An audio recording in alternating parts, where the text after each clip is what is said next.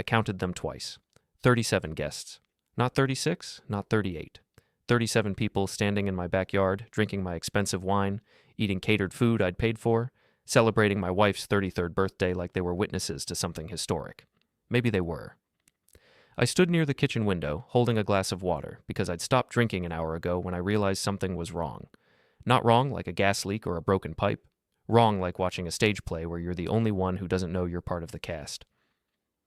Celeste moved through the crowd like she was running for office, touching arms, laughing at jokes that weren't funny, tilting her head in that way that made people feel chosen. She wore a dress I'd never seen before, emerald green, expensive, the kind of thing you buy when you're preparing for a performance. "Graham, the napkins are folded wrong." Tamsin Faye appeared beside me, holding a stack of cloth napkins like evidence in a trial. She was Celeste's best friend, which meant she'd appointed herself deputy manager of my inadequacy. "They're supposed to be swans. These look like origami accidents." "They're napkins," I said. "They're presentation."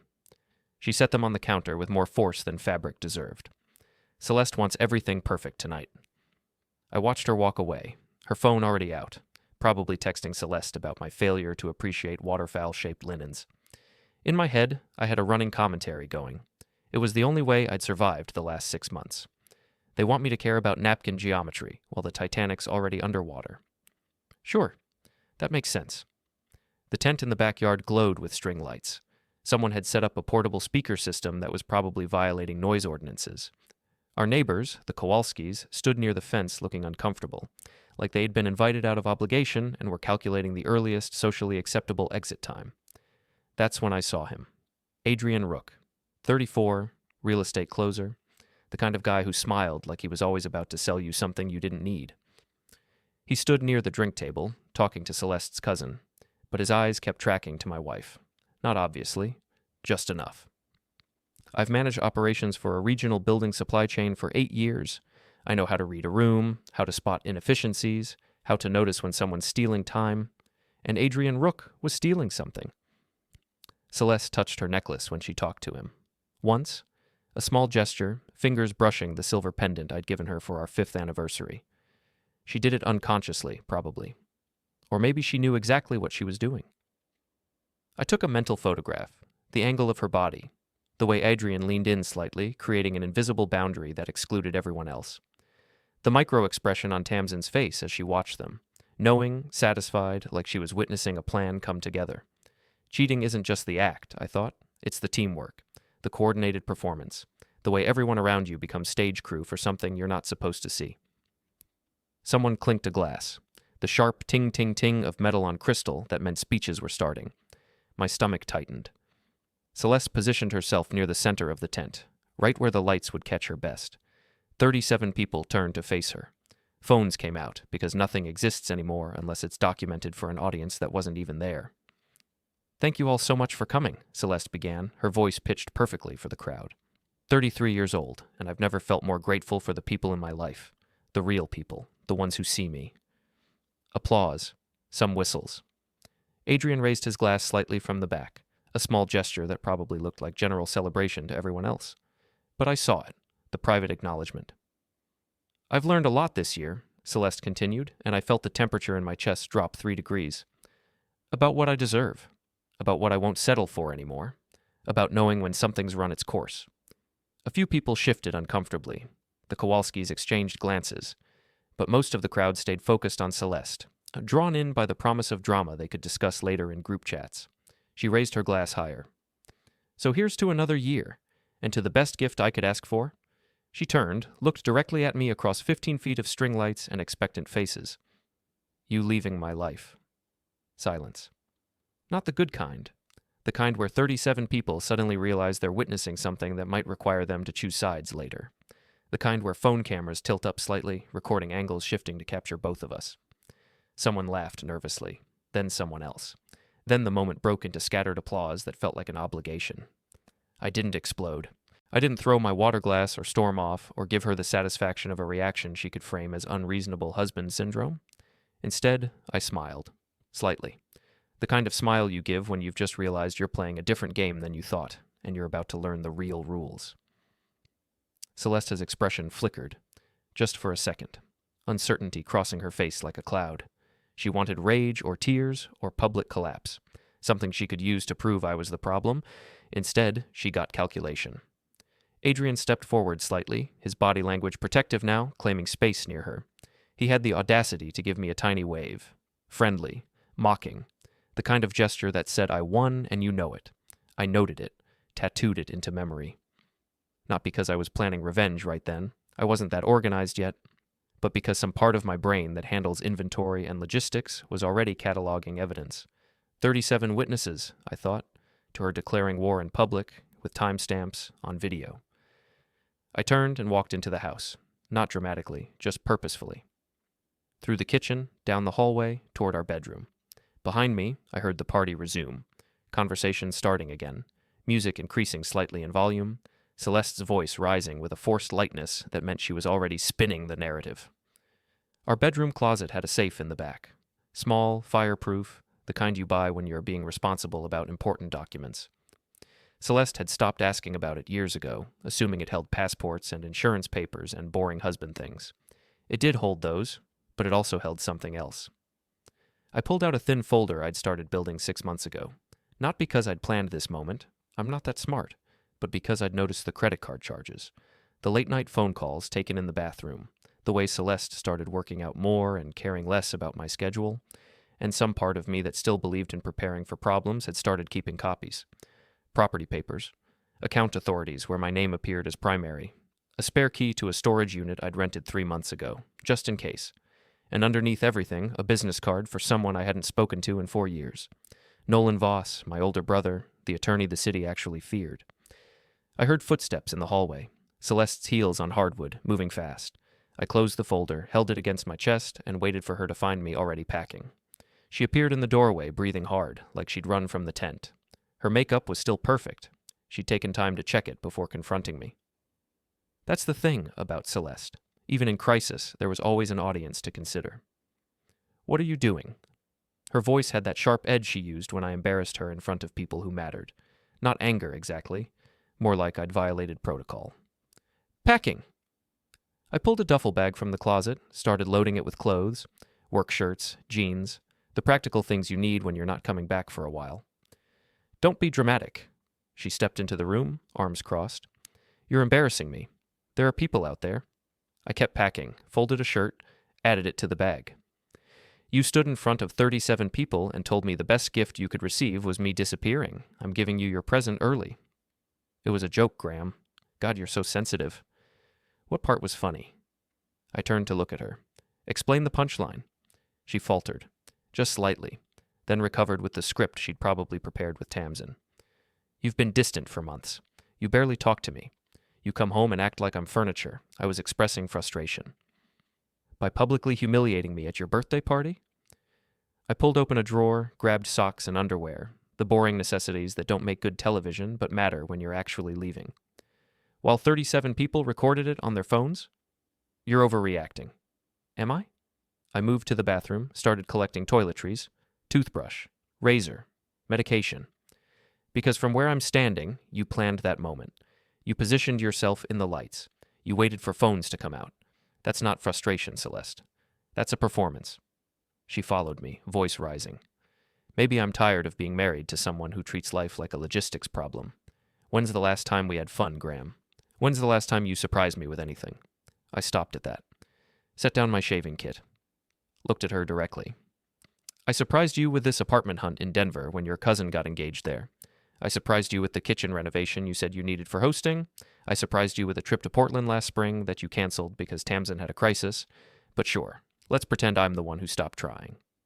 Her face shifted. Guilt tried to surface, but she pushed it down with anger. "You're making me the villain because I'm honest about my feelings. You're the villain because you said it in public to hurt me, while Adrian Rook watched from the back like he was approving the script." She went very still. "What?" "Adrian. You're a friend of a friend who's been at 3 of your events in the last 2 months, who you touch your necklace around, who gave you a little wave after your speech like you'd completed a mission together. You're paranoid. I'm observant." I returned to the bedroom, zipped the duffel bag. "There's a difference." She changed tactics, softened her voice, moved closer. "Baby, let's not do this. Come back outside. We'll talk later when things aren't so emotional." "Lady, You invented a stage and then got mad I learned my lines. I'm not emotional, I said quietly. I'm efficient. You wanted me gone. I'm going. Don't complicate it by pretending you changed your mind.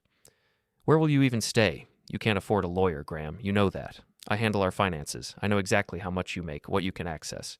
If you push this, you'll lose everything. There it was, the power play. The reminder that she'd positioned herself as the money manager, the one who understood wealth building and investment strategy, which mostly meant she'd talked me into joint accounts and shared credit lines that made untangling ourselves complicated. But she'd missed something. She'd assumed I was passive, that I'd stay trapped because leaving was logistically difficult.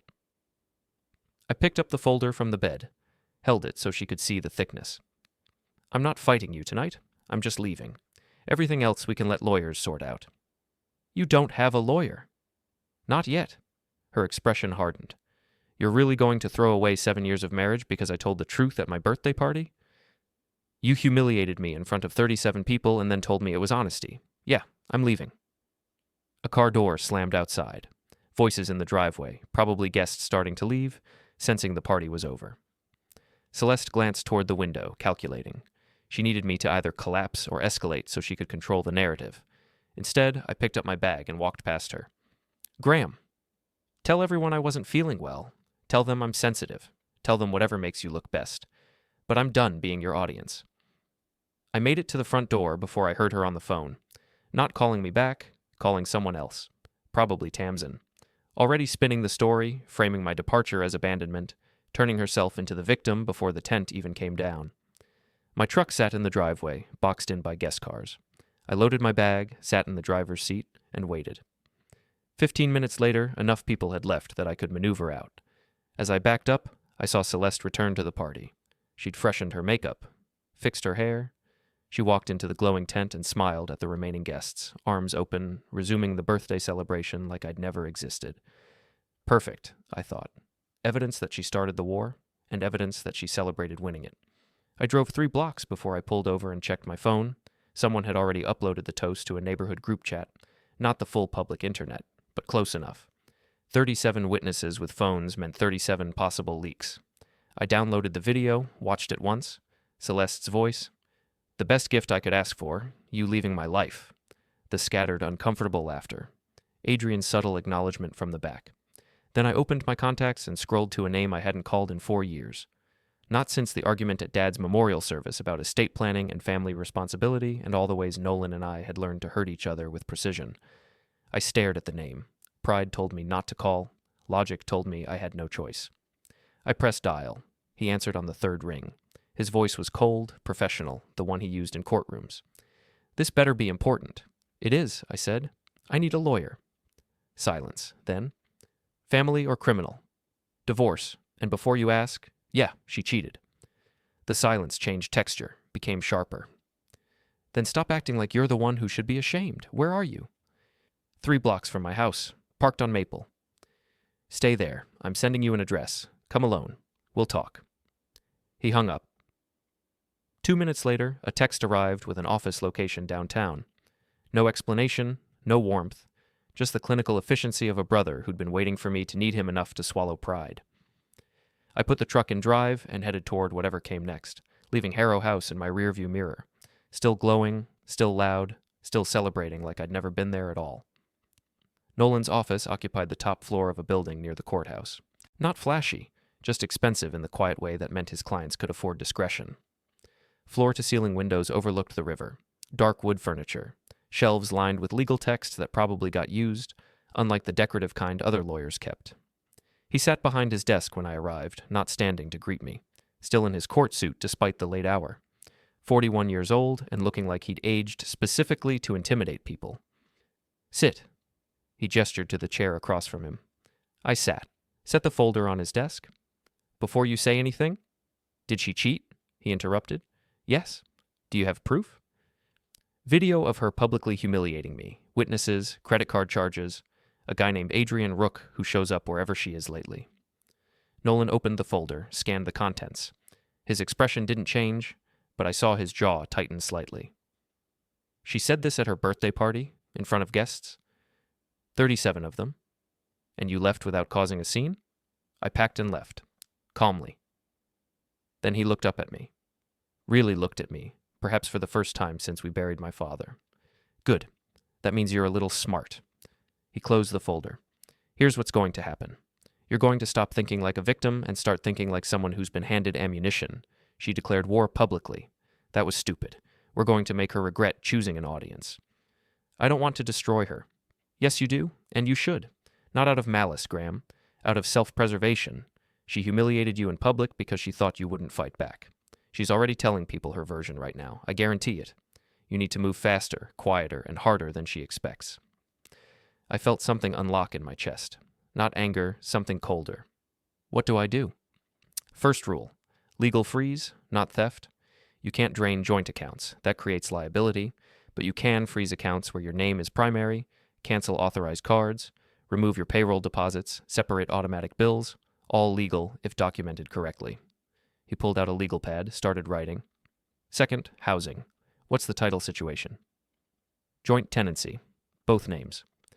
Can't secretly sell without her consent, but we can initiate a partition action or sale request through attorneys. Forces her to cooperate or fight in court. Either way, you control timing. What about, let me finish. He kept writing. Third, evidence. That video is gold. Time-stamped, public, witnesses. We'll need copies before she tries to have it deleted. You said someone posted it? Neighborhood group chat. Get screenshots of who posted, when, how many views, everything. Fourth, no contact unless documented. Text or email only. No phone calls she can misrepresent. No in-person meetings without a witness. She'll try to provoke you. Don't take the bait. He slid the legal pad across the desk. It was titled Disappearing Act. Below that, a numbered list. 1. Open new bank account. Different institution. 2. Redirect payroll deposit by Friday 3. Cancel authorized user cards. Your accounts only. 4. Document every financial separation, screenshots plus printouts. 5. Secure important documents, passports, titles, insurance. 6. Remove personal items from house, 1 trip with notice. 7. Change passwords, everything. 8. Forward mail to new address. 9. Notify employer of situation, HR documentation. 10. Complete by Monday, 72 hours, Nolan said. She thinks you left in emotional chaos.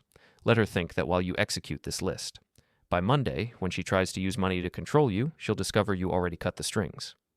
This feels calculated. It is calculated. She calculated that toast. She calculated Adrian's presence.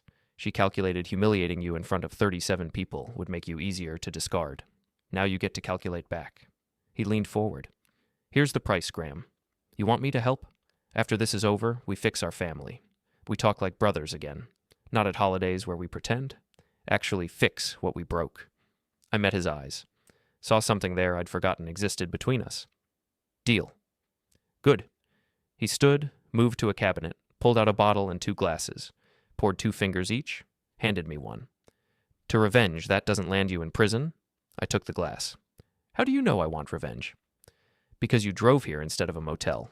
Because you brought documents instead of tears. And because you have that look Dad used to get when someone underestimated him. The Voss family doesn't collapse, little brother. We recalibrate. We drank. The whiskey burned clean.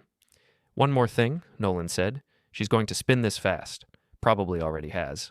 By tomorrow morning, people will hear you abandoned her at her birthday. That you're unstable. That she's the victim. Don't fight the narrative publicly. Let her commit to the lies. Then we'll prove them false where it matters. In court. My phone buzzed. A text from a number I didn't recognize. Thought you should have this before she deletes it. Attached was the full video of the toast, higher quality than the group chat version. I showed Nolan. Someone's on my side. Or someone hates her more than they like you. Either works. He made a note. Forward that to me. And Graham, get some sleep tonight. Starting tomorrow, you're going to be busy disappearing. I left his office at midnight, driving to a cheap extended stay motel on the south side. Checked in under my name, no point hiding yet. Uploaded the video to 3 different cloud storage accounts. Screenshot the group chat. Documented everything Nolan had told me to document. Before I slept, I checked social media one last time. Celeste had posted a photo from the party. Her smiling, surrounded by friends, caption reading, 33, and grateful for real love and real people. Life is too short for anything less. Comments already piling up. Tamsin. You deserve everything, Queen. Other friends offering hearts and affirmations. No mention of me, like I'd already been edited out of the narrative. I set my phone down and stared at the ceiling, listening to traffic outside and the hum of the air conditioner. Tomorrow I'd start moving pieces. Tonight I'd let her think she'd won. 37 witnesses, I thought again, to her declaring war, but only one person documenting how to win it.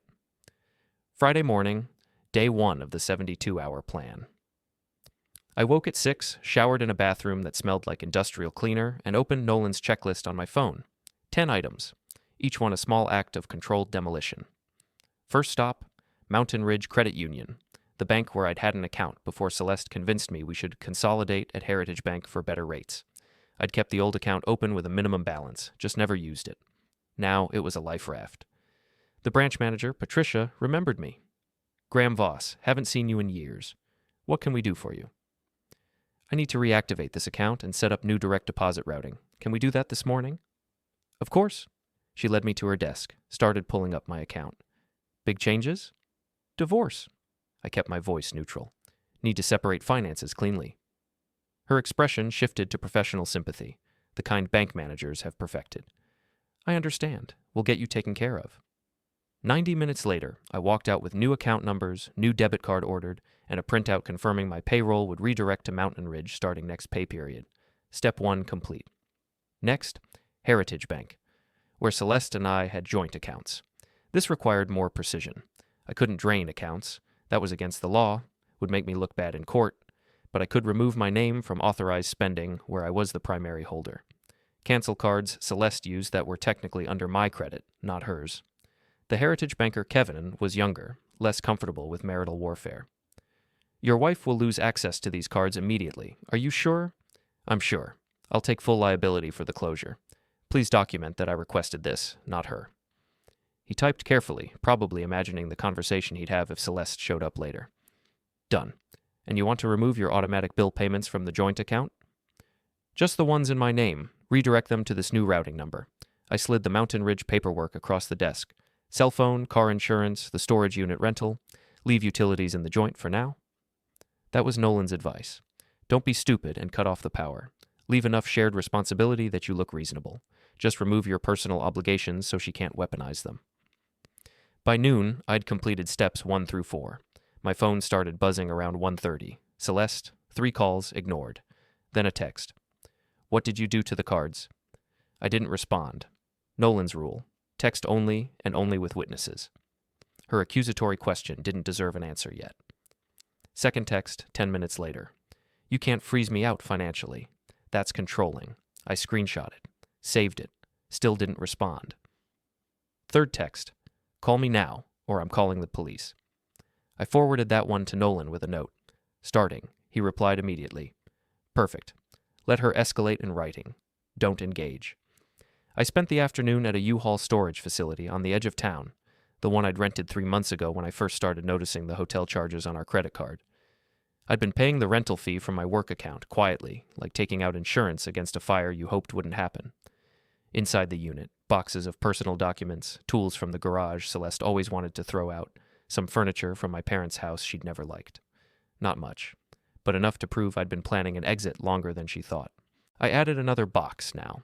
Photocopies of everything from Nolan's folder, property papers, account statements, the printed screenshots of the toast video, a second copy of everything just in case.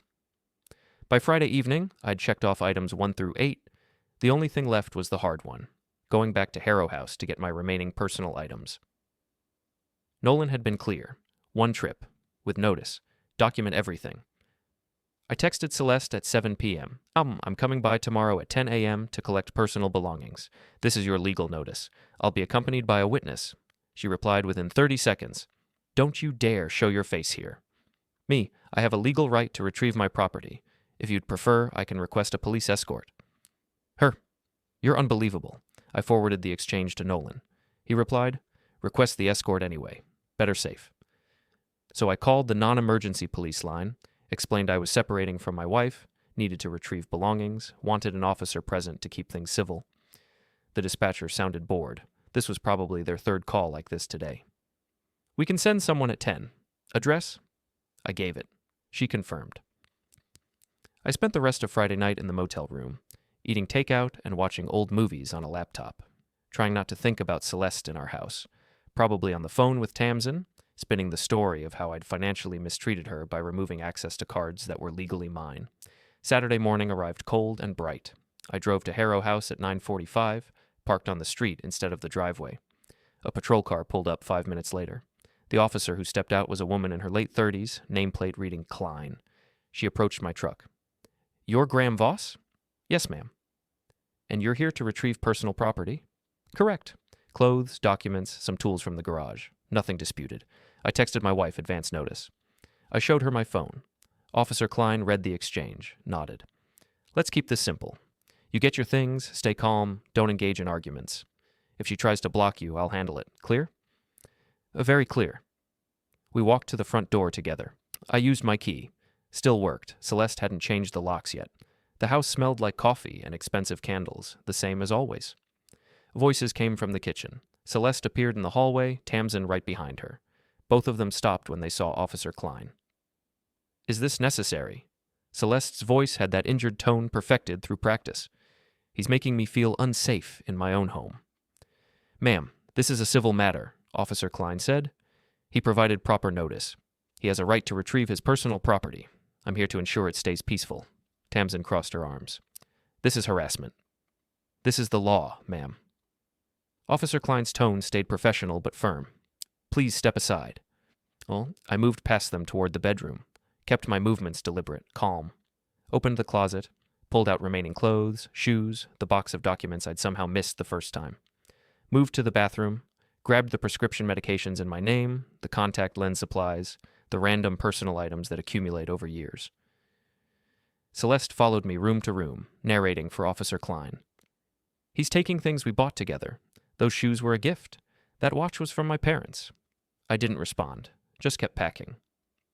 When I moved to the garage for tools, Celeste blocked the door. "Those are house tools. You can't take them." I looked at Officer Klein. She sighed. "Ma'am, if they were his before the marriage or purchased primarily for his use, he can take them. Sir, do you have any documentation?" "Receipts in the file cabinet, and half of these have my father's initials on them. He left them to me." "Then take them," Officer Klein said.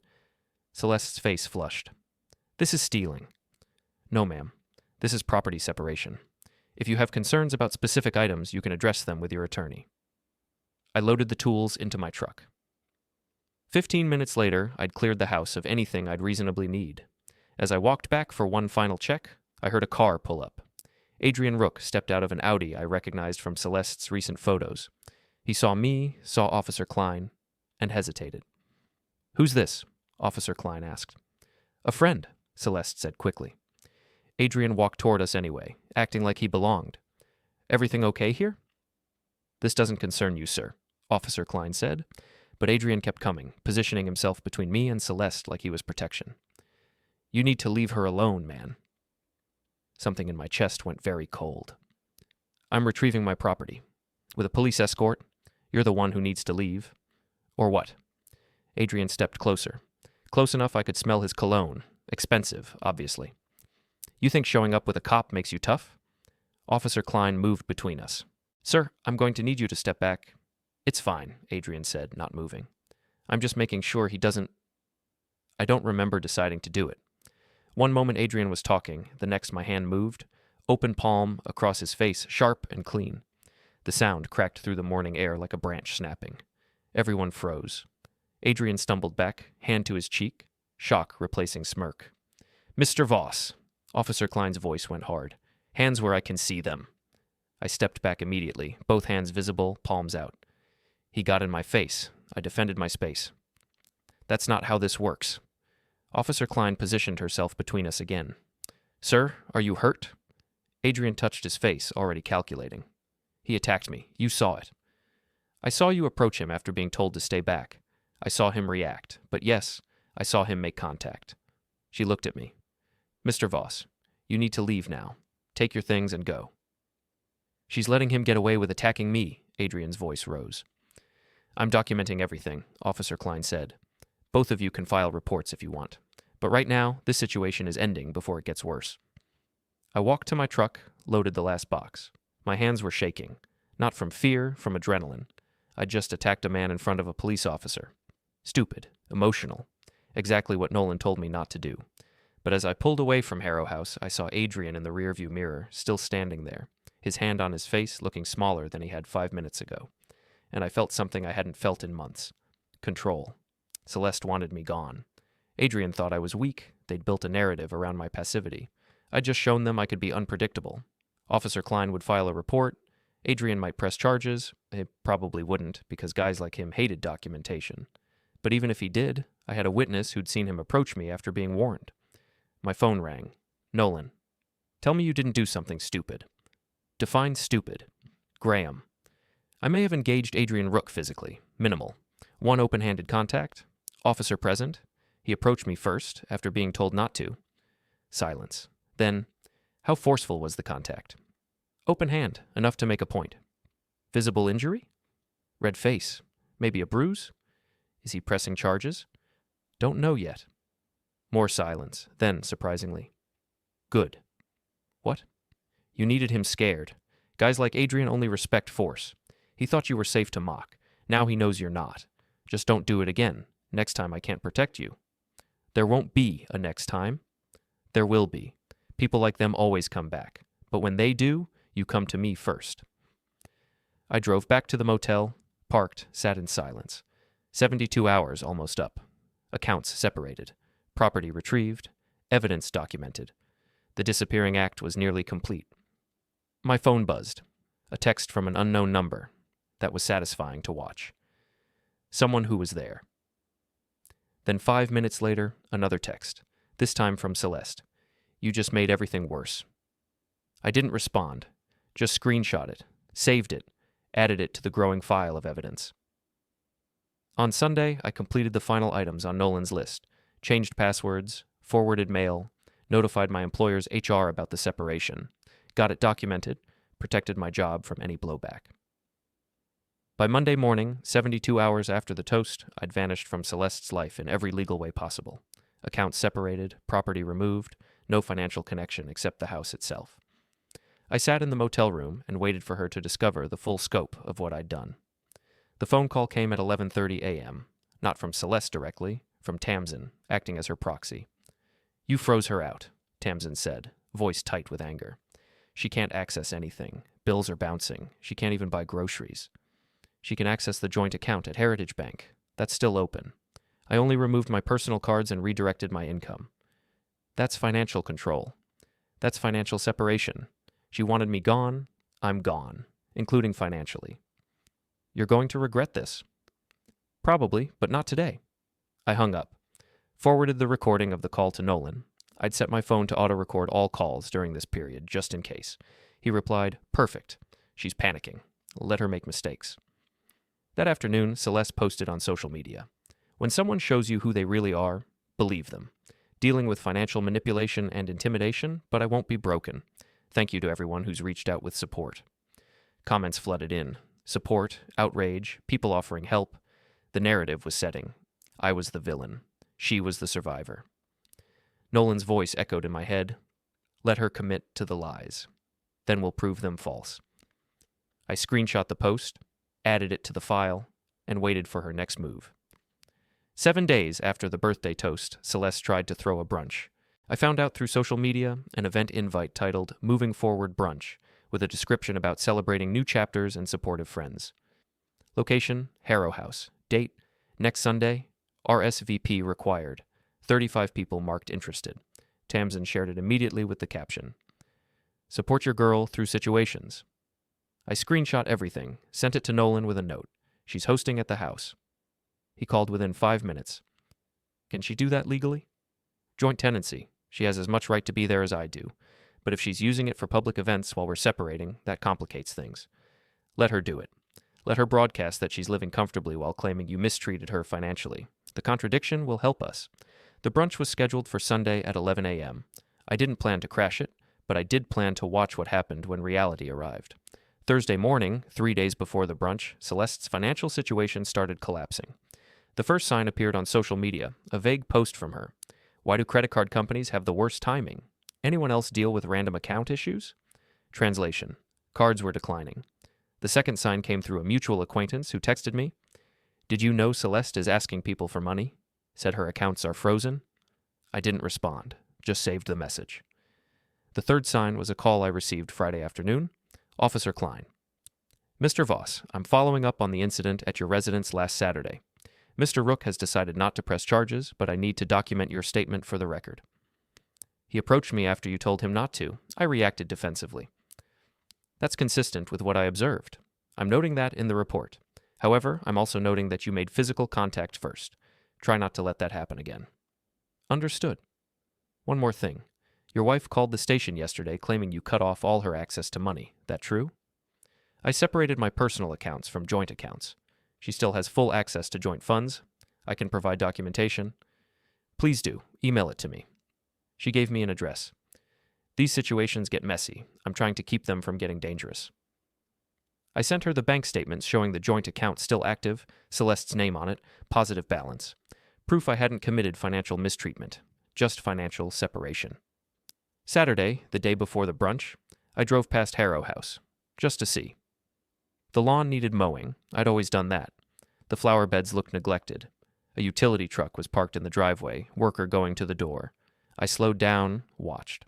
Celeste answered. Had a brief argument visible through body language, the worker shaking his head. He left without entering. Later, I found out why. The gas company had shut off service for non-payment. The automatic payment I'd been covering had stopped when I redirected my accounts. The joint account had money, but Celeste hadn't set up a new payment method. Sunday morning, brunch day, I sat in a coffee shop across town and watched social media. The event start time came and went. No photos appeared, no updates, just a single post from Tamsin. Sometimes plans change, real friends understand. Then, an hour later, a text from the same unknown number who'd sent me the original toast video.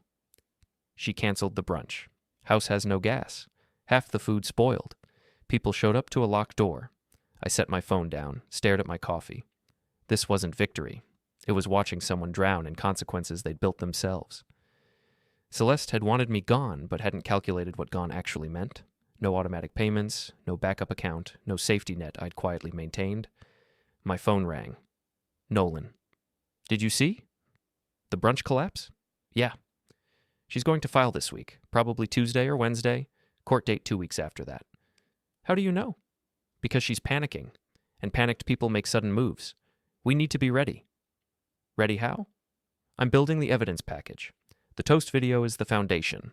But we need more, proof of her spending patterns, her relationship with Adrian, her public narrative versus reality.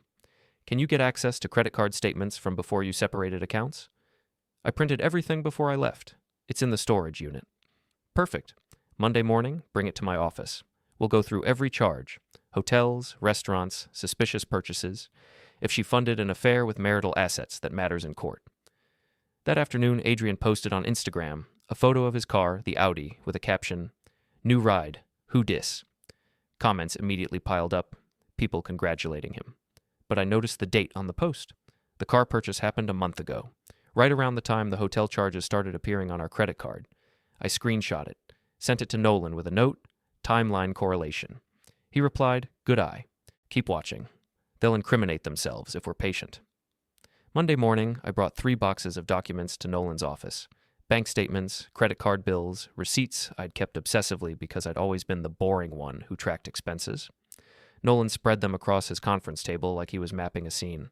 Talk me through the pattern. I pointed to a hotel charge from 6 weeks before the toast. $260 for a hotel 20 miles away. We live here. Why are we paying for a hotel? Could be legitimate. Conference, event, family emergency. Check the date.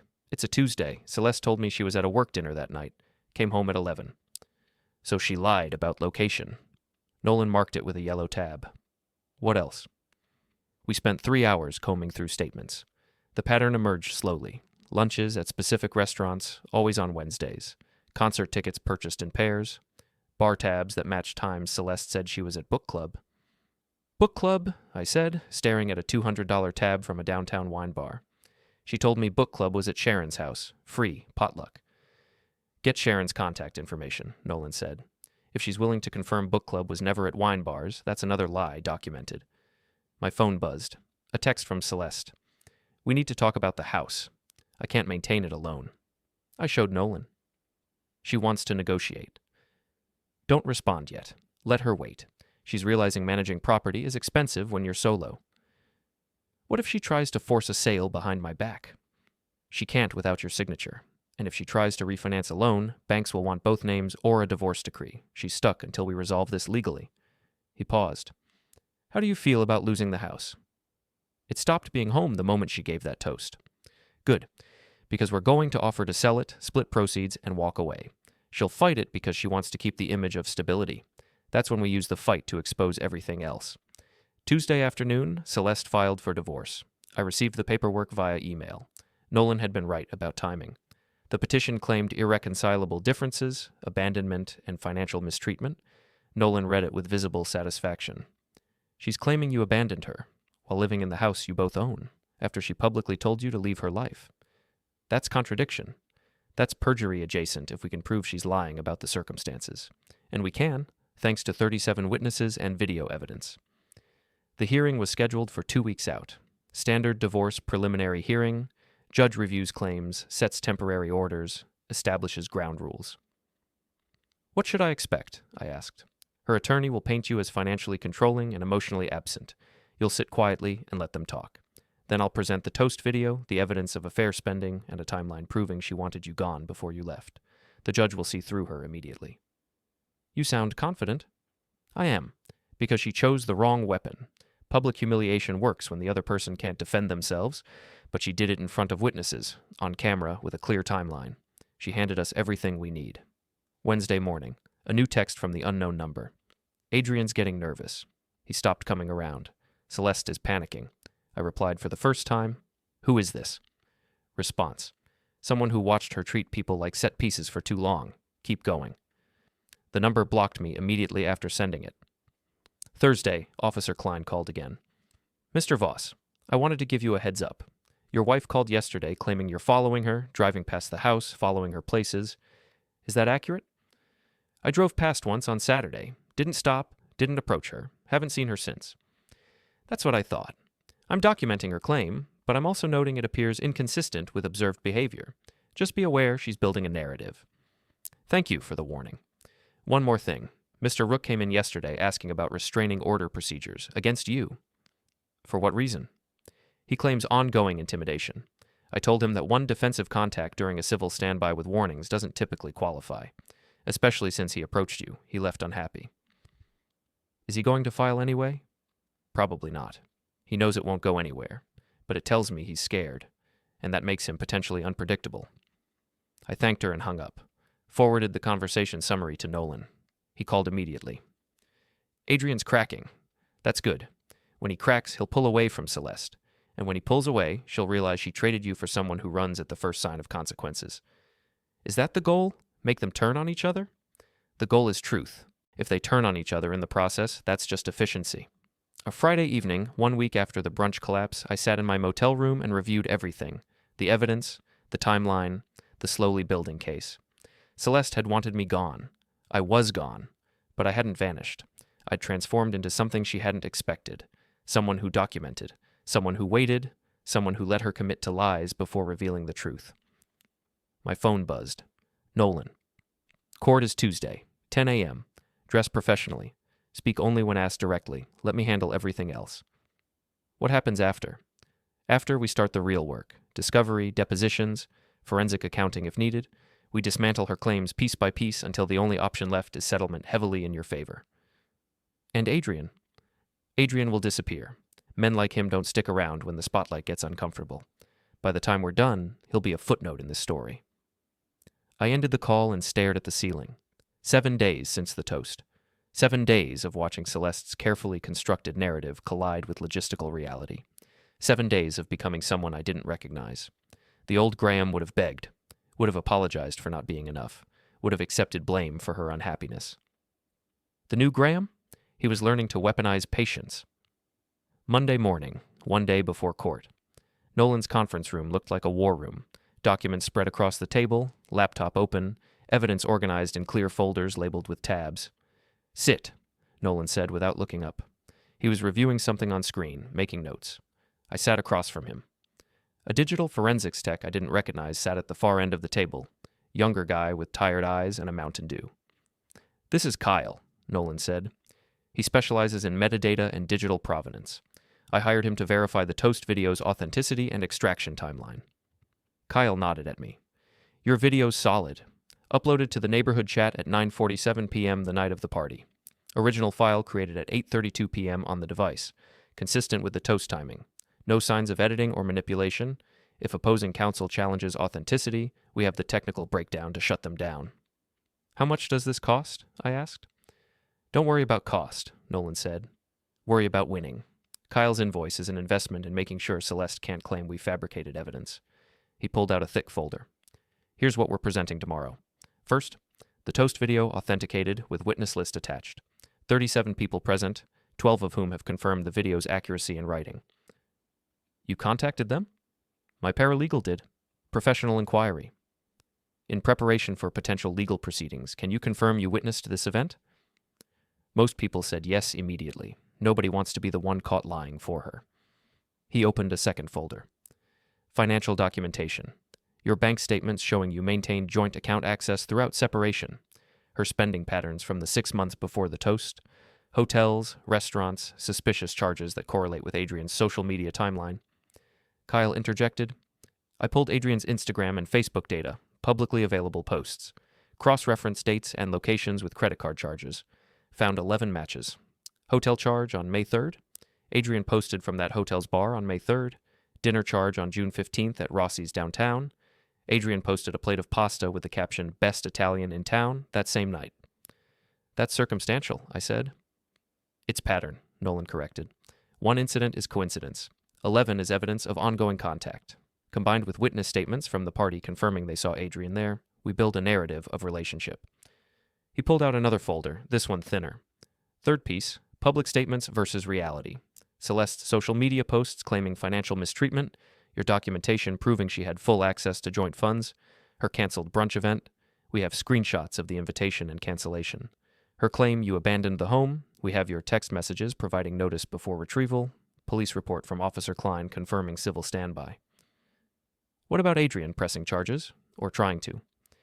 "He inquired about restraining orders. Officer Klein documented it. He chose not to file because he knows it won't hold up. 1 defensive contact witnessed by law enforcement after he approached you against warning doesn't meet the threshold for harassment, but the fact that he inquired tells the judge he felt threatened, which undermines any claim that you're the one acting aggressively." I stared at the organized folders. "This is a lot." "This is thorough," Nolan said. "Her attorney is going to walk in expecting a simple he said, she said divorce. Instead, we're bringing documented proof of every claim we make. No speculation, no accusations without evidence, just facts, timelines, and contradictions in her own narrative." "What's her best move tomorrow?" "Settlement. She should offer to split assets 50-50, drop the mistreatment claims, and walk away. But she won't. She's too angry, and she believes her performance is more compelling than our documentation." "What if the judge believes her anyway?" "Judges don't believe stories. They believe evidence, and we have all of it." He closed the folders. "Tomorrow you need to understand something. This isn't about revenge anymore. This is about control. She controlled the narrative at that party. Now we control it in court." Kyle packed up his laptop. "If you need anything else verified, let me know. But this package is airtight." After he left, Nolan leaned back in his chair. "How are you feeling?" "Nervous. Angry. I don't know." "Good. Channel that. Not into outbursts, into focus. When you sit in that courtroom tomorrow, I need you cold, composed. Let her attorney's theatrics look excessive next to your calm."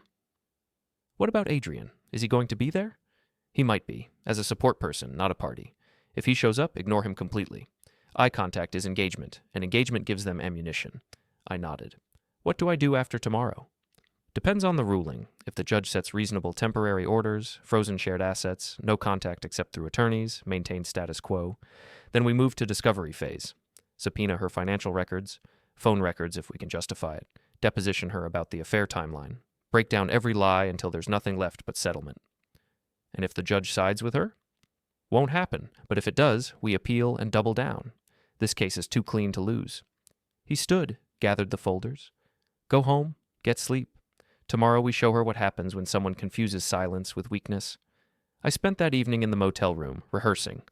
Not answers, Nolan told me I'd only speak if directly asked. But composure.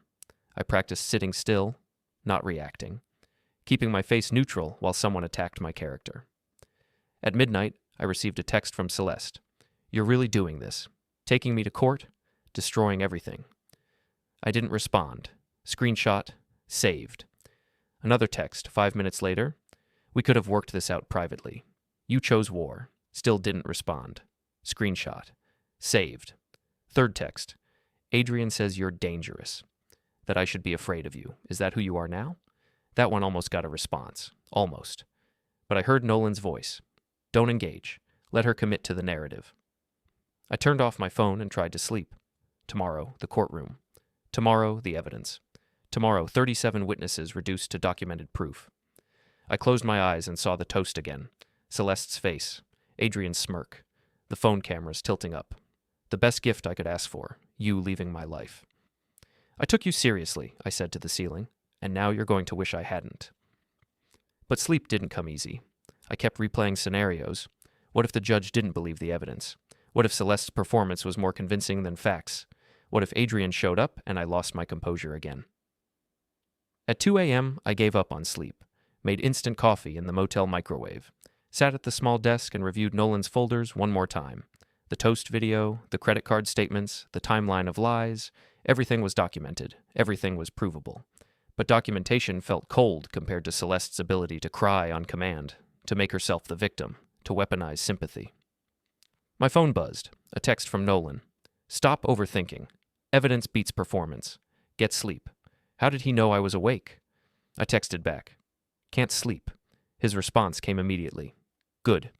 Use the adrenaline tomorrow. Channel it into focus. She expects you to be emotional. Be ice instead." Ice. I could do that. I'd been doing it for months. Ever since the first hotel charge appeared on our credit card, and I'd chosen documentation over confrontation. Ever since I'd started building a folder instead of building arguments. Ice was what I did best now. I finally slept around 4 a.m. Woke at 7 to 3 missed calls from Celeste. All from the middle of the night. No voicemails, just missed calls. She was panicking too. Good.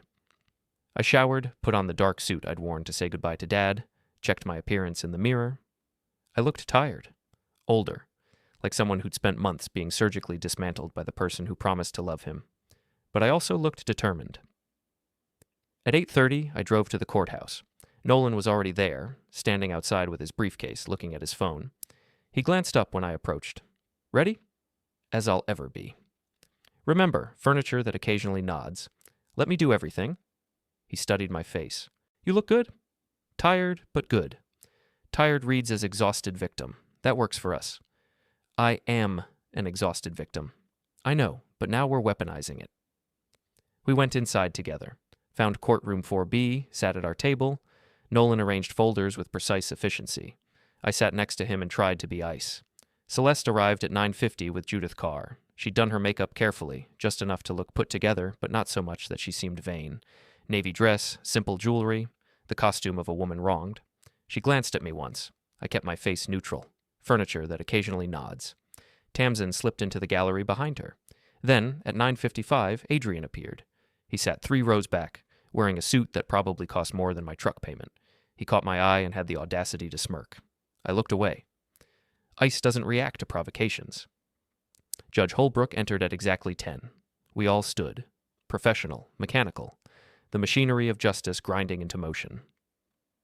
"This is a preliminary hearing for dissolution of marriage," Judge Holbrook said after we'd all sat down again. She was older, maybe 60, with gray hair pulled back and reading glasses perched on her nose. "We're here to review initial pleadings, establish temporary orders, and set a timeline for discovery. Ms. Carr, you filed on behalf of the petitioner. Summarize your client's position." Judith Carr stood. Her voice was practiced, authoritative.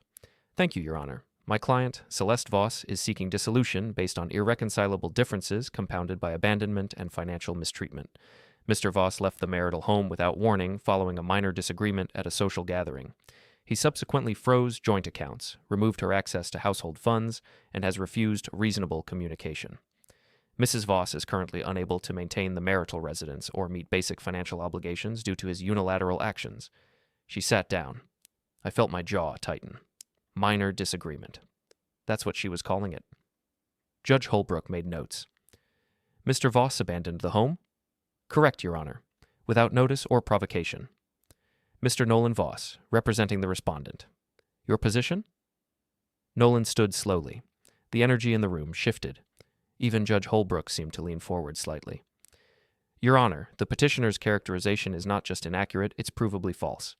My client did not abandon the home. He was publicly humiliated and effectively told to leave by Mrs. Voss herself, in front of 37 witnesses, at a party she hosted. I have video evidence and witness statements confirming this. Judith Carr's face tightened. Your Honor, one comment taken out of context? Not out of context, Nolan interrupted smoothly. Fully contextualized, with multiple camera angles. May I present the evidence? Judge Holbrook gestured. Proceed.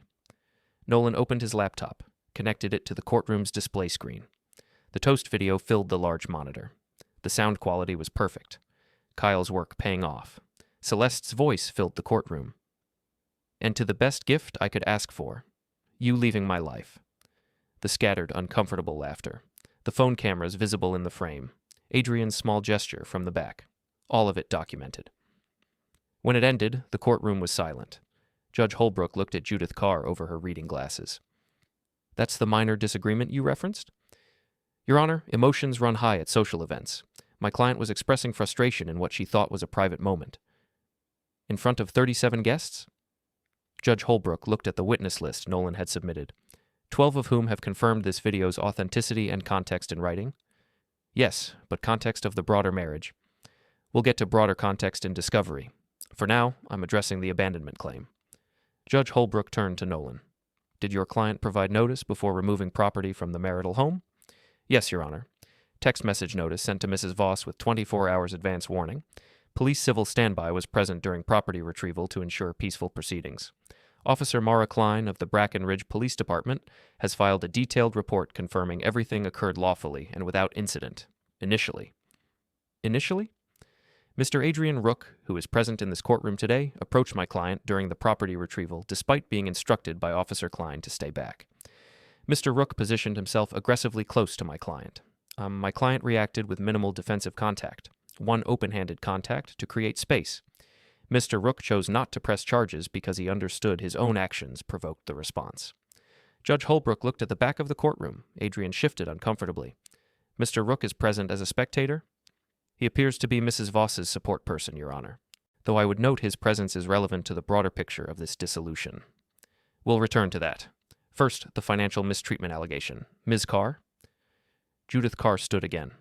Your Honor, Mr. Voss systematically cut off my client's access to funds. She couldn't pay bills, couldn't buy necessities, couldn't maintain basic household operations. Nolan was already pulling out bank statements. Your Honor, may I address this directly? Please do. Mr. Voss separated his personal accounts and redirected his own payroll to accounts solely in his name. He did not drain joint accounts. He did not remove Mrs. Voss's access to joint funds. He did not close shared credit lines. The joint account at Heritage Bank remained fully operational throughout the separation period. He submitted the printouts. At the time of separation, that joint account contained $8,400. Mrs. Voss had full legal access. Her name on the account, her debit card active, her online banking credentials unchanged. Judge Holbrook reviewed the documents. Mrs. Voss, you had access to joint funds throughout this period? Celeste spoke for the first time. Her voice was soft, shaky. Technically, yes, Your Honor, but it wasn't enough to. Technically, yes is legally yes, Judge Holbrook said firmly. Financial mistreatment requires denial of access or control through coercion or threats.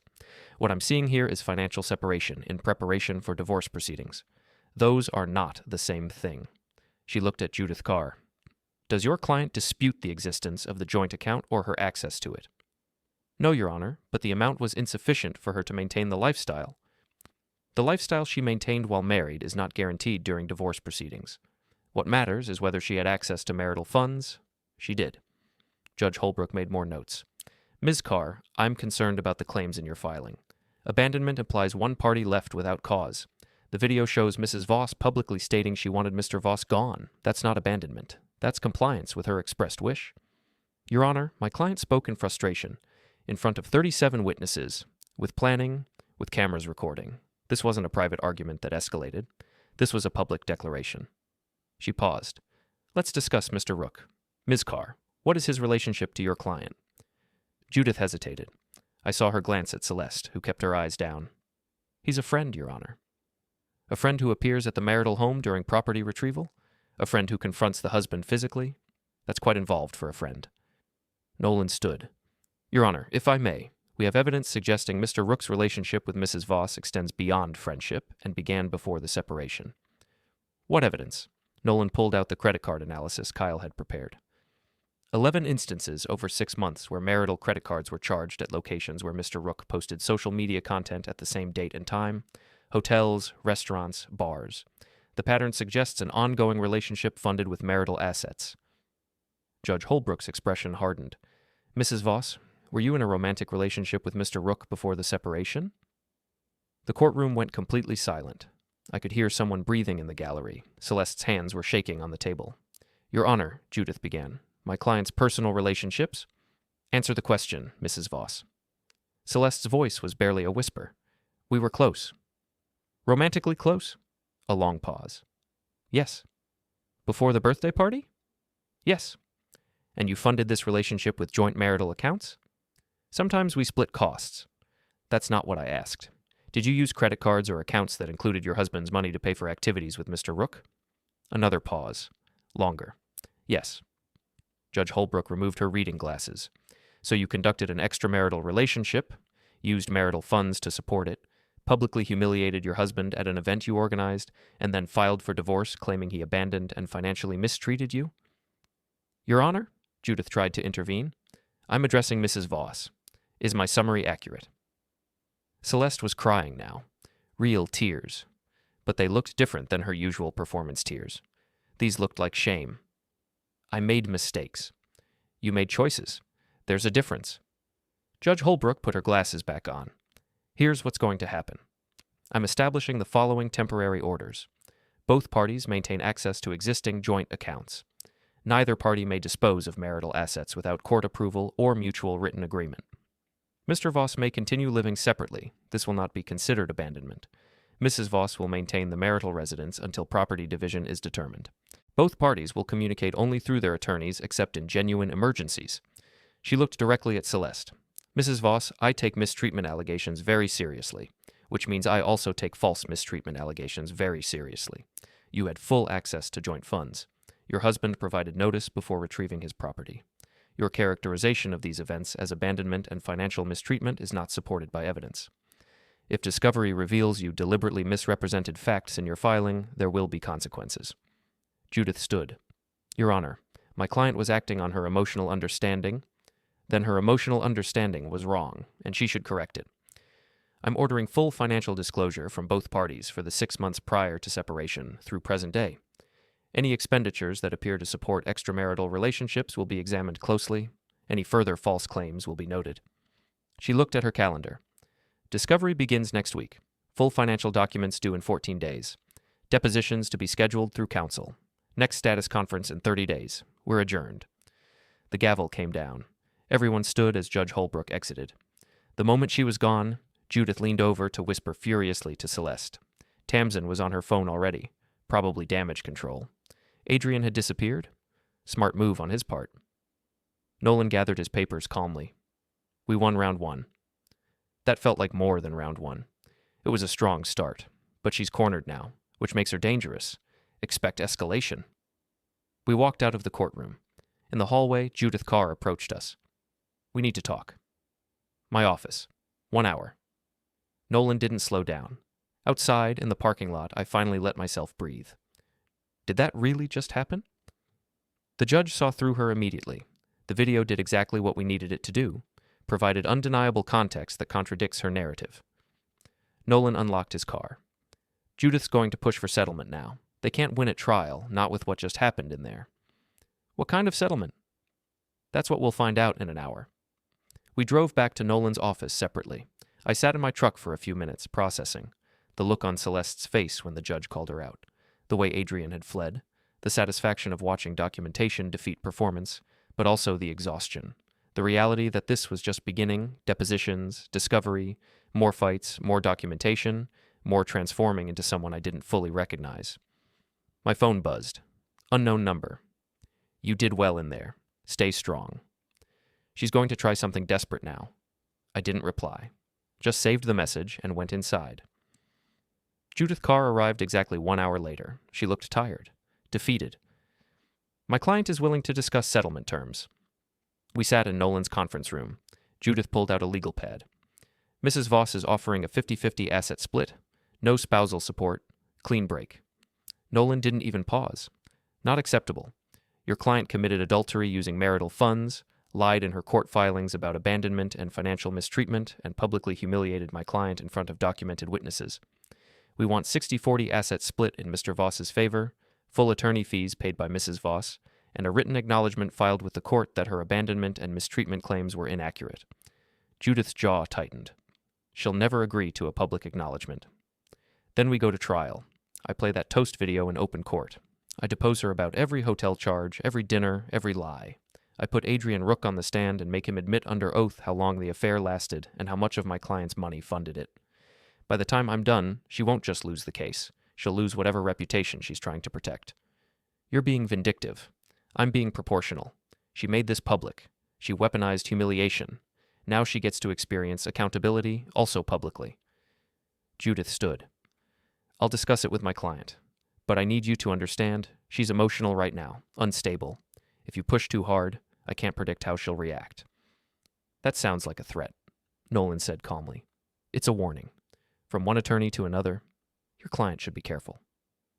After she left, I turned to Nolan. What did she mean by that? She means Celeste is desperate, and desperate people make mistakes, or they do something stupid. He pulled out his phone. I'm going to send Officer Klein a heads up. You should vary your routine, stay unpredictable for a few days, just in case Celeste tries to create an incident she can use against you. You really think she'd do that? I think she just got humiliated in court, realizes she's losing control, and has Adrian whispering paranoia in her ear. Yes, I think she might try something. I spent the rest of Tuesday moving between locations, different coffee shop, different gym, drove past my motel but didn't stop, checked into a different one 10 miles away. Wednesday morning, Officer Klein called. Mr. Voss, your attorney contacted me. I wanted you to know we've increased patrols near your known locations. If Mrs. Voss or Mr. Rook approach you, call us immediately. Has something happened? Mr. Rook filed a report yesterday claiming you followed him to a restaurant. We checked surveillance from the restaurant. You were never there. We've documented his false report. So he's trying to build a harassment case against me with lies. He's trying. It's not working. But it tells me he's feeling pressure. People who feel pressure sometimes escalate. Just be aware. I thanked her and hung up. Forwarded the conversation summary to Nolan. Wednesday afternoon, my phone rang. Celeste. I let it go to voicemail. Her message was long, rambling, tearful. Graham, please, can we just talk? Not through lawyers, just you and me. I know I messed up. I know I hurt you, but we don't have to destroy each other. Please call me back. Please? I saved the voicemail, sent it to Nolan. He called immediately. Do not respond. This is bait. She wants you to engage so she can record you saying something she can use or so she can claim you violated the no-contact order. There's no no-contact order. The judge said communicate through attorneys except emergencies. This isn't an emergency. She's testing boundaries. Thursday morning brought a new development. Judith Carr sent revised settlement terms, 55-45 split in my favor, shared attorney fees, written statement acknowledging misunderstandings in the initial filing.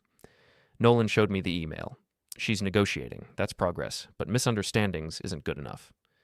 What do we counter with? 60-40, full attorney fees, statement acknowledging she made false claims about abandonment and mistreatment. No softening language. She lied. She admits she lied. Or we go to trial. She's never going to admit she lied publicly. Then she loses publicly. Her choice. Friday brought the response. 57-43 split. I pay my attorney fees, she pays hers, statement acknowledging emotional characterizations that did not reflect factual circumstances. Closer, but still dancing around the truth. Nolan sent back the same terms. 60-40, full fees, admission of false claims. The weekend passed in silence. No response from Judith. No calls from Celeste. No text from Adrian. Just waiting. Monday morning, I got a text from the unknown number. She's meeting with Adrian today. They're planning something. Be ready. I forwarded it to Nolan. Should I be worried? Stay alert. Keep documenting. If they approach you, record everything. but nothing happened Monday or Tuesday. Wednesday afternoon, Judith Carr called Nolan. I listened on speakerphone. My client accepts your terms. I almost dropped my phone. She accepts 60-40 split, full attorney fees, and she'll provide a written statement acknowledging that her claims of abandonment and financial mistreatment were not supported by facts. Yes, with one condition. The statement is filed with the court, but not posted on social media or distributed publicly beyond required legal filings. The court filing is public record. Anyone can access it. Yes, but she won't be required to publicize it herself on social media. Nolan looked at me. I nodded. Deal? Draft the settlement agreement. We'll review by end of week. After he hung up, I sat in stunned silence. She agreed, just like that? She saw what's coming. Depositions, discovery, trial. She calculated that admitting she lied quietly is better than being proven a liar loudly. He leaned back. You won, Graham. Financially, legally, and morally. This is over. It doesn't feel over. It will, once you sign the papers and walk away. He paused. One more thing. I'm filing a motion to compel Adrian Rook's deposition before we finalize. I want his statement under oath about the affair timeline and finances. Even if we're settling, having his testimony locked in protects you from any future attempts to rewrite history. Will he agree to be deposed? He doesn't have a choice. He's a material witness to the relevant facts. If he refuses, he'll be in contempt. Thursday morning, Adrian's attorney, he'd finally hired one, called Nolan to negotiate Adrian's deposition. They scheduled it for the following week. Thursday afternoon, the settlement documents arrived. 72 pages of legal language, asset division schedules, debt allocation, property transfer procedures. And on page 68, the statement, during initial divorce proceedings, Celeste Voss made claims regarding abandonment and financial mistreatment. Upon review of evidence and circumstances, Mrs. Voss acknowledges these characterizations were not factually accurate. The marriage ended due to irreconcilable differences, including Mrs. Voss's extramarital relationship with Adrian Rook, which she funded partially with marital assets. Mrs. Voss regrets the mischaracterizations in her initial filing. Not perfect, but clear enough, honest enough. Enough. I called Nolan. It's good. Let's sign. Not yet. We're waiting for Adrian's deposition first. Lock in his testimony, then we finalize. The next 7 days felt longer than the entire previous 3 months. The preliminary hearing was scheduled for Tuesday at 10 a.m. I arrived at the courthouse 45 minutes early, parked in public parking because Nolan told me not to risk any conflicts over spaces, dressed in a suit I'd bought years ago when we'd said goodbye to Dad, dark gray, professional, forgettable. Nolan met me on the courthouse steps. Phone off. Don't check it during proceedings. Don't react visibly to anything you hear. Your furniture that occasionally nods. We walked through security, metal detectors, ID check. The building smelled like floor wax and stress. Courtrooms lined the hallways, each door marked with a number and judge's name. Ours was 4B, Judge Patricia Holbrook presiding. Inside, the courtroom was smaller than I expected. Gallery seating for maybe 30 people, most empty. Celeste sat at the opposite table with her attorney, a woman in her 50s named Judith Carr. Celeste wore a navy dress, conservative, calculated to look sympathetic. She didn't look at me when I entered, just kept her eyes forward, hands folded on the table, but I saw her shoulders tighten. Tamsin sat in the gallery behind Celeste. No Adrian yet. That surprised me. Judge Holbrook entered at exactly 10. We stood. She sat. We sat. The bailiff announced the case. Voss versus Voss, case number DR 2024-05671. This is a preliminary hearing for dissolution of marriage, Judge Holbrook said after we'd all sat down again. She was older, maybe 60, with gray hair pulled back and reading glasses perched on her nose. We're here to review initial pleadings, establish temporary orders, and set a timeline for discovery. Ms. Carr, you filed on behalf of the petitioner. Summarize your client's position. Judith Carr stood. Her voice was practiced, authoritative. Thank you, Your Honor. My client, Celeste Voss, is seeking dissolution based on irreconcilable differences compounded by abandonment and financial mistreatment. Mr. Voss left the marital home without warning following a minor disagreement at a social gathering. He subsequently froze joint accounts, removed her access to household funds, and has refused reasonable communication. Mrs. Voss is currently unable to maintain the marital residence or meet basic financial obligations due to his unilateral actions. She sat down. I felt my jaw tighten. Minor disagreement. That's what she was calling it. Judge Holbrook made notes. Mr. Voss abandoned the home? Correct, Your Honor, without notice or provocation. Mr. Nolan Voss, representing the respondent. Your position? Nolan stood slowly. The energy in the room shifted. Even Judge Holbrook seemed to lean forward slightly. Your Honor, the petitioner's characterization is not just inaccurate, it's provably false. My client did not abandon the home. He was publicly humiliated and effectively told to leave by Mrs. Voss herself, in front of 37 witnesses at a party she hosted. I have video evidence and witness statements confirming this. Judith Carr's face tightened. Your Honor, one comment taken out of context? Not out of context, Nolan interrupted smoothly. Fully contextualized, with multiple camera angles. May I present the evidence? Judge Holbrook gestured. Proceed. Nolan opened his laptop, connected it to the courtroom's display screen. The toast video filled the large monitor. The sound quality was perfect, Kyle's work paying off. Celeste's voice filled the courtroom. And to the best gift I could ask for, you leaving my life. The scattered, uncomfortable laughter. The phone cameras visible in the frame. Adrian's small gesture from the back. All of it documented. When it ended, the courtroom was silent. Judge Holbrook looked at Judith Carr over her reading glasses. That's the minor disagreement you referenced? Your Honor, emotions run high at social events. My client was expressing frustration. In front of 37 guests, Judge Holbrook looked at the witness list Nolan had submitted. 12 of whom have confirmed this video's authenticity and context in writing. Yes, but... And you're claiming Mr. Voss abandoned the home without provocation after his wife publicly stated she wanted him gone? Judith Carr hesitated. The broader context of their marriage. We'll get to broader context in discovery. For now, I'm addressing the abandonment claim. Judge Holbrook turned to Nolan. Did your client provide notice before removing property? Yes, Your Honor. Text message notice, police civil standby present. Officer Mara Klein filed a report confirming peaceful proceedings. And the financial mistreatment allegation? Nolan pulled out the bank statements. Mr. Voss separated his personal accounts. He did not drain joint accounts, did not remove Mrs. Voss's access to joint funds. Joint account at Heritage Bank remained open with adequate balance. Judge Holbrook reviewed them. Mrs. Voss, you had access to joint funds? Celeste spoke, voice soft. Technically yes, but technically yes is legally yes, Judge Holbrook said. Financial mistreatment requires denial of access. This appears to be financial separation, not the same thing. The hearing continued. Nolan presented evidence methodically. The affair timeline, the credit card charges, Adrian's presence at key moments, Celeste's admission that she'd been romantically involved with Adrian before the separation. By the end, Judge Holbrook's expression had shifted from neutral to skeptical. Here's what's going to happen, she said. Both parties maintain access to joint accounts. Neither may dispose of assets without approval. Mr. Voss may continue living separately, not abandonment. Discovery begins next week. Full financial disclosure required. Any expenditures supporting extramarital relationships will be examined. She looked directly at Celeste. Mrs. Voss, I take mistreatment allegations seriously, which means I also take false mistreatment allegations seriously. If discovery reveals deliberate misrepresentation, there will be consequences. The gavel came down. We stood. Judge Holbrook exited. Celeste looked shaken. Judith looked furious. Adrian, who had appeared halfway through, had already disappeared. Outside the courtroom, Nolan turned to me. We won round one. That felt like more than round one. It was a strong start, but she's cornered now. Expect escalation. He was right.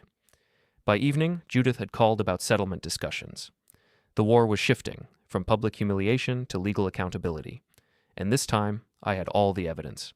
Adrian's deposition was scheduled for Wednesday morning at Nolan's office. He arrived with his attorney, a younger guy who looked uncomfortable from the moment they walked in. Adrian wore a suit, but had loosened his tie. He looked thinner than I remembered, tired. The smug confidence from the birthday party was gone, replaced with something between anger and fear. The court reporter set up her machine. Nolan arranged his folders.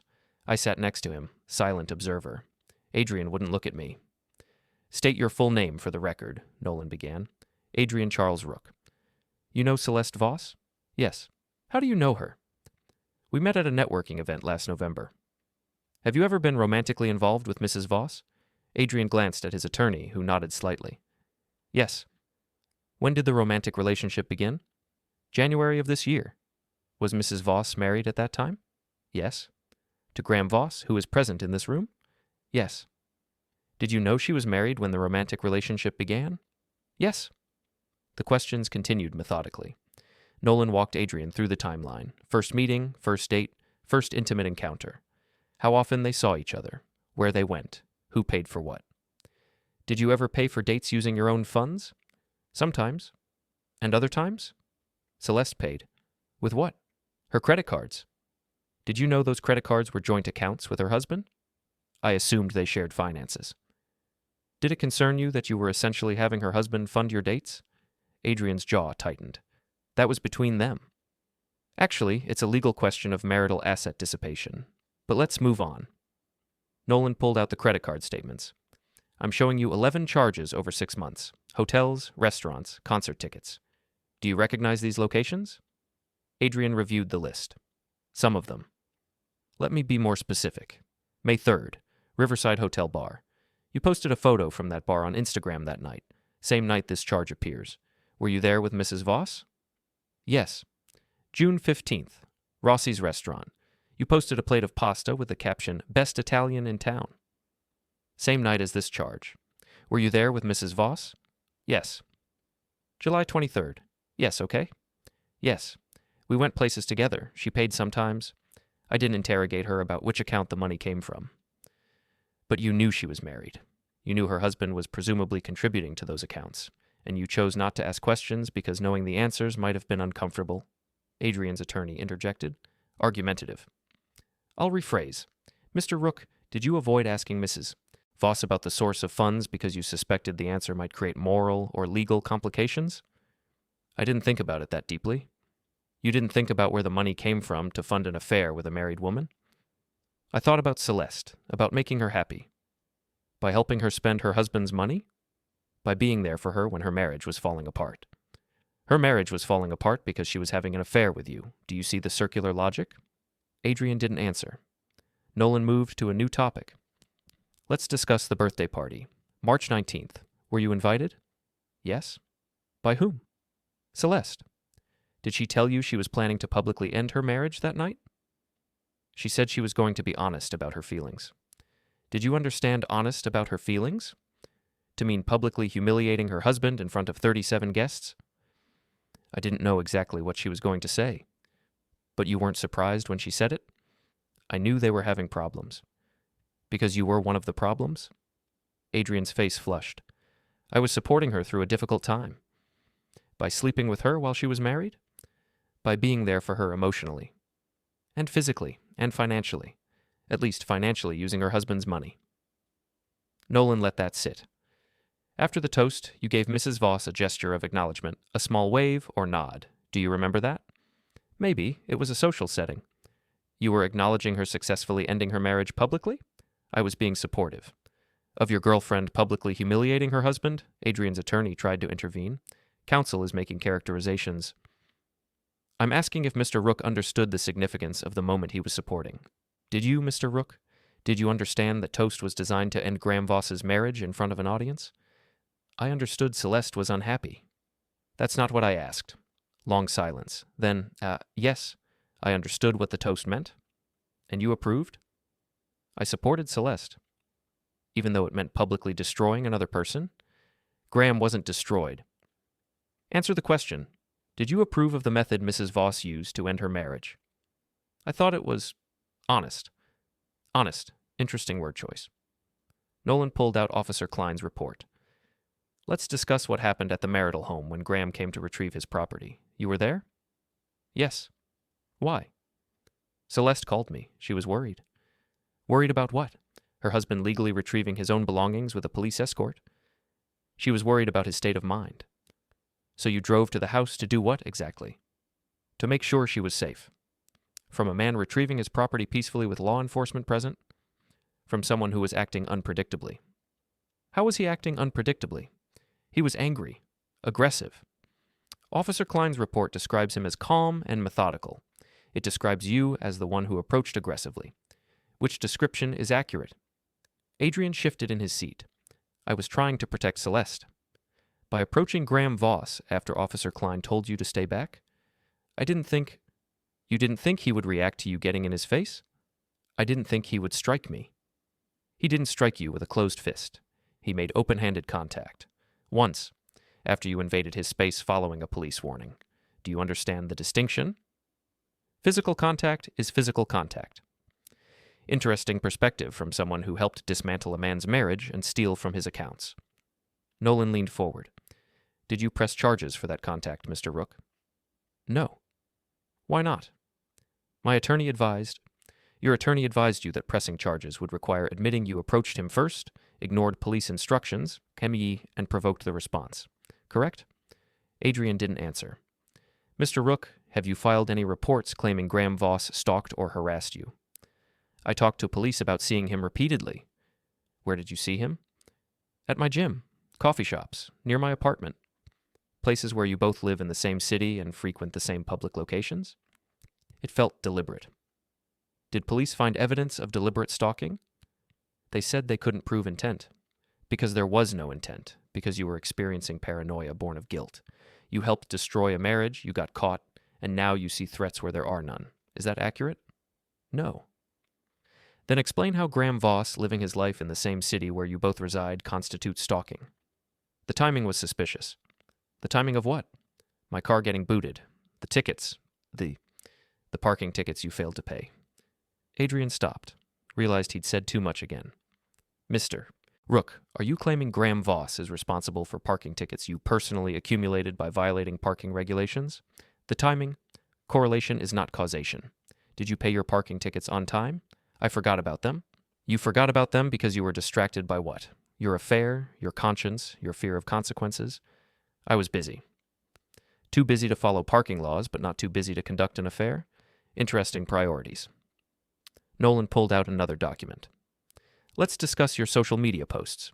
You posted about a new car purchase in August, correct? Yes. The caption read, New ride, who dis? With several celebration emojis. When did you purchase that vehicle? July. Around the same time hotel charges were appearing on Graham and Celeste Voss's credit card? I don't know when their charges appeared. But you made a major purchase right around the time you were spending their money at hotels? I bought a car with my own money.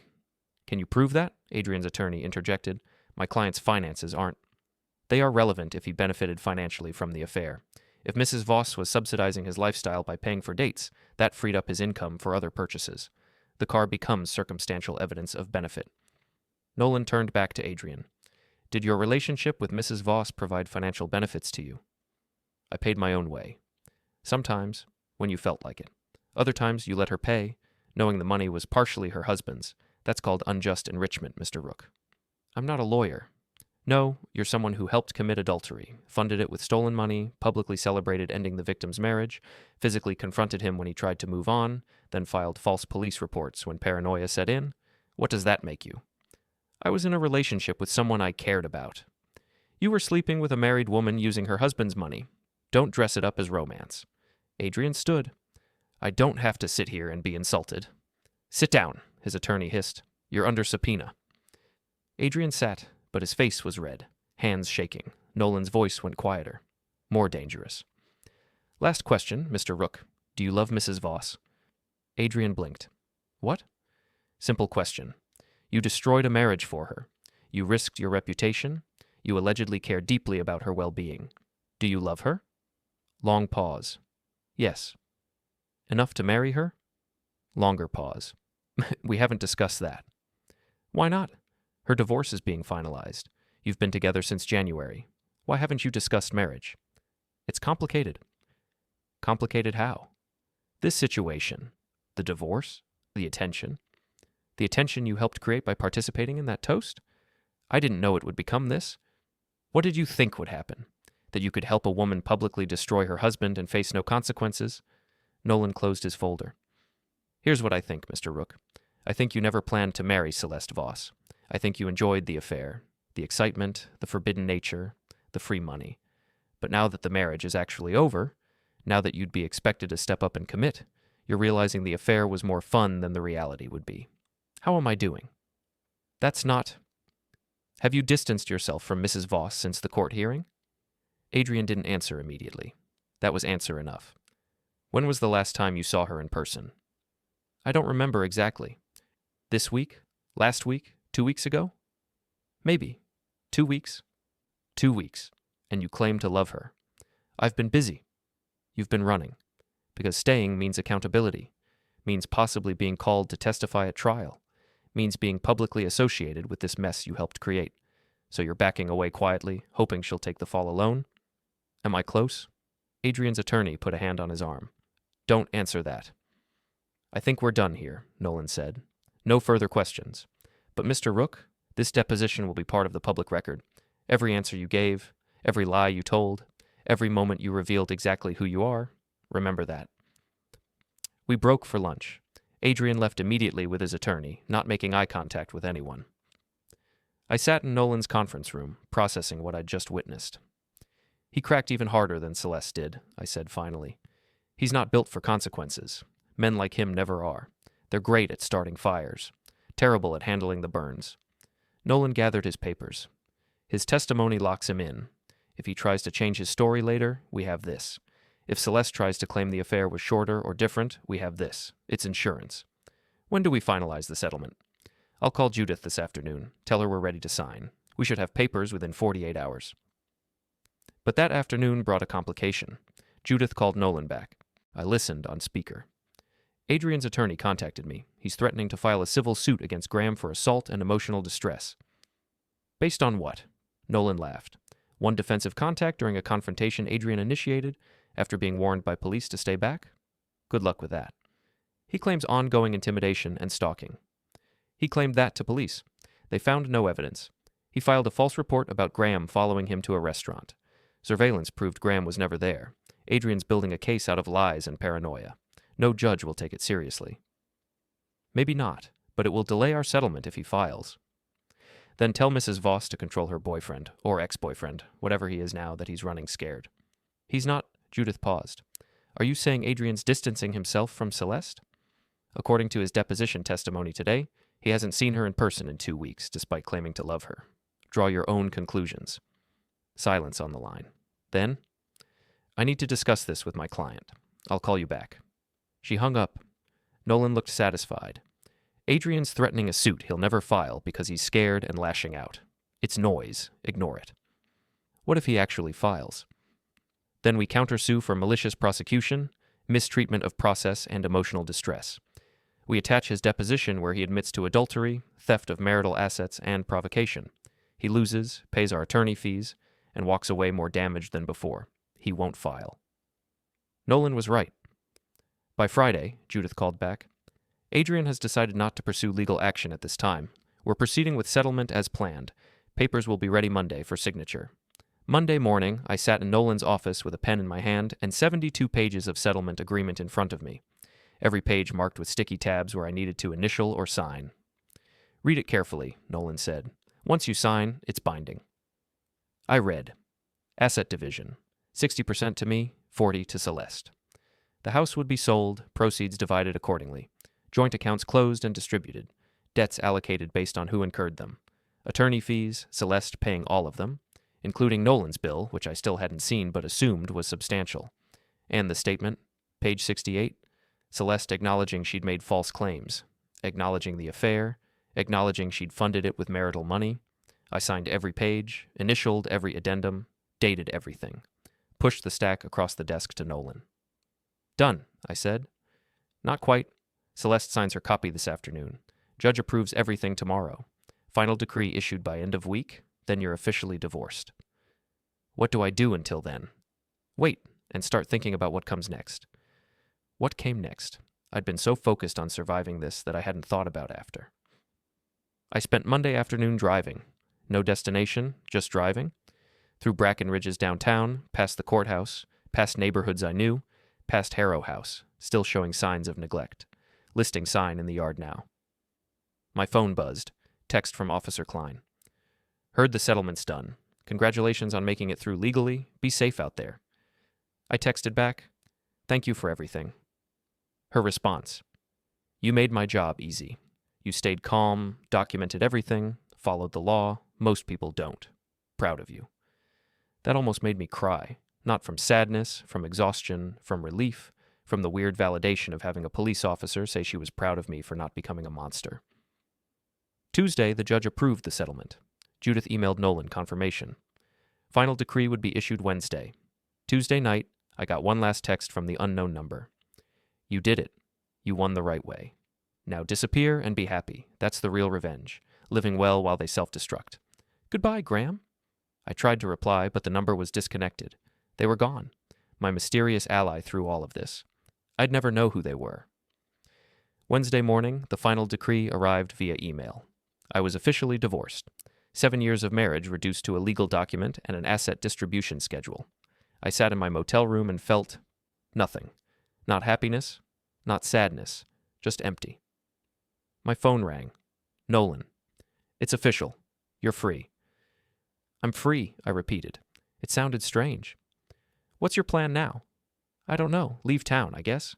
Start over. Good idea. Fresh start. New city. Let this place forget about you. He paused. Graham, you did good. You played this smarter than most people could. You didn't let anger make you stupid. That's rare. I had good help.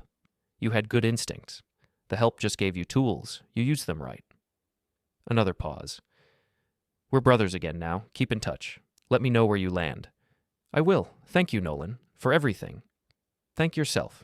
You survived something designed to break you. Now go live. We hung up. I sat staring at my phone for a long time. Then I started packing. The settlement was supposed to be the end. Sign papers, divide assets, walk away. But Wednesday afternoon brought a complication. A text from the unknown number, or rather, a different unknown number because the other one was disconnected. She's moving items from house to Adrian's Lake place Thursday morning. Thought you should know? I stared at the message. The settlement was finalized. The house was being listed. What could she possibly be moving? I called Nolan. Someone just tipped me that Celeste's moving things to Adrian's Lake property tomorrow. Items from the house. The settlement covers all marital assets. If she's removing items before the sale, that's breach of contract. Should I check it out? No.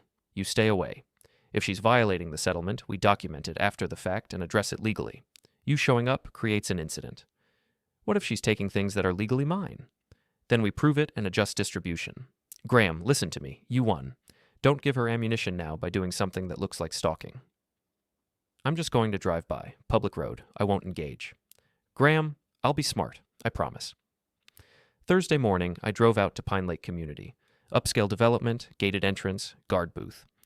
I parked on the public road outside, far enough to avoid trespassing claims, but close enough to see the gate. At 7:30 a.m., Celeste's car appeared. Tamsin driving. They talked to the guard, drove through. I took photos with my phone. Time-stamped, documented. At 8, a small moving truck appeared. U-Haul rental. The driver showed paperwork to the guard, drove through. My chest tightened. She was moving something. Something big enough to need a truck. I called Nolan, left a voicemail. She's here with a moving truck. I'm outside the gates on public property. Just observing. 30 minutes later, Adrian's car, the new Audi, drove through without stopping at the guard booth. Resident access. I sat and watched. Took more photos, documented arrival times, license plates, everything. At 9:15, my phone rang. Officer Klein. Mr. Voss, I received a call about you loitering near Pine Lake Community. Are you there? I'm parked on a public road outside the gates. Not loitering, observing. Observing what? My ex-wife moving items with a U-Haul. Items that might be marital property subject to settlement terms. Do you have evidence she's moving your property? I have evidence she's moving something. Photos, timestamps, license plates. Mr. Voss, this looks like surveillance. Even from public property, this creates concern. I'm documenting potential breach of contract. That's not illegal. It's not illegal, but it's complicated. I'm coming out there. Stay in your vehicle. She arrived 20 minutes later. Parked behind me. Approached my window with that look cops get when they're tired of the same people creating the same problems. Mr. Voss, what are you doing? Watching my ex-wife potentially violate our settlement agreement by removing marital property before the house sale is complete. Have you contacted your attorney? Yes. Left him a message. And what did he say when you told him you were coming here? He advised against it. But you came anyway. I'm on a public road. I'm not trespassing. I'm not making contact. I'm sitting in my vehicle documenting activity that may affect my legal interests. Officer Klein looked toward the gate. Someone inside called and said your presence is making them nervous. They should be nervous if they're moving property that's not theirs to move. My phone rang. Nolan calling back. I answered on speaker so Officer Klein could hear. Graham, where are you? Public road outside Pine Lake Community. Officer Klein is with me. Officer Klein, this is Nolan Voss, Graham's attorney. My client is within his legal rights to observe from public property. Is there a specific ordinance or law he's violating? No violation, counselor, but the situation is tense. People inside feel threatened by his presence. People who are potentially breaching a settlement agreement by moving marital assets, their feelings don't outweigh his legal right to document from public property. I understand, but I'm trying to keep this from escalating. Then keep the people inside from doing things that require documentation. Graham, stay there. I'm coming out. Should be 20 minutes. He hung up. Officer Klein radioed something to dispatch, then turned back to me. Your attorney's coming? Apparently. Good, because this situation needs adult supervision. She walked back to her patrol car but didn't leave. Just sat there, keeping an eye on me, keeping an eye on the gate, doing her job. I sat and waited, took more photos, watched the guard booth, documented everything. Nolan arrived exactly 20 minutes later, parked next to me, got out, spoke quietly with Officer Klein first, then came to my window. You couldn't just stay away. They're moving something I needed to see. With your attorney present now, at least this is documented properly. He looked at the gate. How long have they been in there? Almost 2 hours. Long time for moving personal items. He pulled out his phone. I'm calling Judith. He dialed, put it on speaker. Judith, it's Nolan. Is your client moving items from the marital residence today? She's retrieving some personal belongings she'd been storing at a friend's property. A friend's property? You mean Adrian Rook's lake house? Silence. Then, yes. And these personal belongings required a U-Haul truck? It's furniture and household items that are hers. The settlement covers all marital assets. Any removal before final sale requires disclosure and mutual agreement. Did your client disclose this move? She was told the settlement was final. Final pending house sale and distribution. Nothing can be removed until the inventory is complete, and both parties agree on what stays and what goes. She's in breach. She's taking her own things. Then she needs to prove they're hers. I want an itemized list of everything being moved today, photos, documentation, by end of business today, or we're filing a motion to void the settlement. You can't void the entire settlement over a few pieces of furniture. Watch me. Your client just proved she can't be trusted to follow terms. That calls everything into question. List by 5 p.m. or we're back in court. He hung up, looked at me. Feel better now? A little. Good, because now we wait for her to make the next mistake. At that moment, the gate opened. Celeste walked out, not with Adrian, but with Tamsin close behind. Officer Klein immediately positioned herself between us. Celeste looked terrible, no makeup, hair pulled back, wearing jeans and an old shirt. She looked like she'd been crying. You can't do this, she said, her voice shaking. You can't follow me everywhere. This is harassment.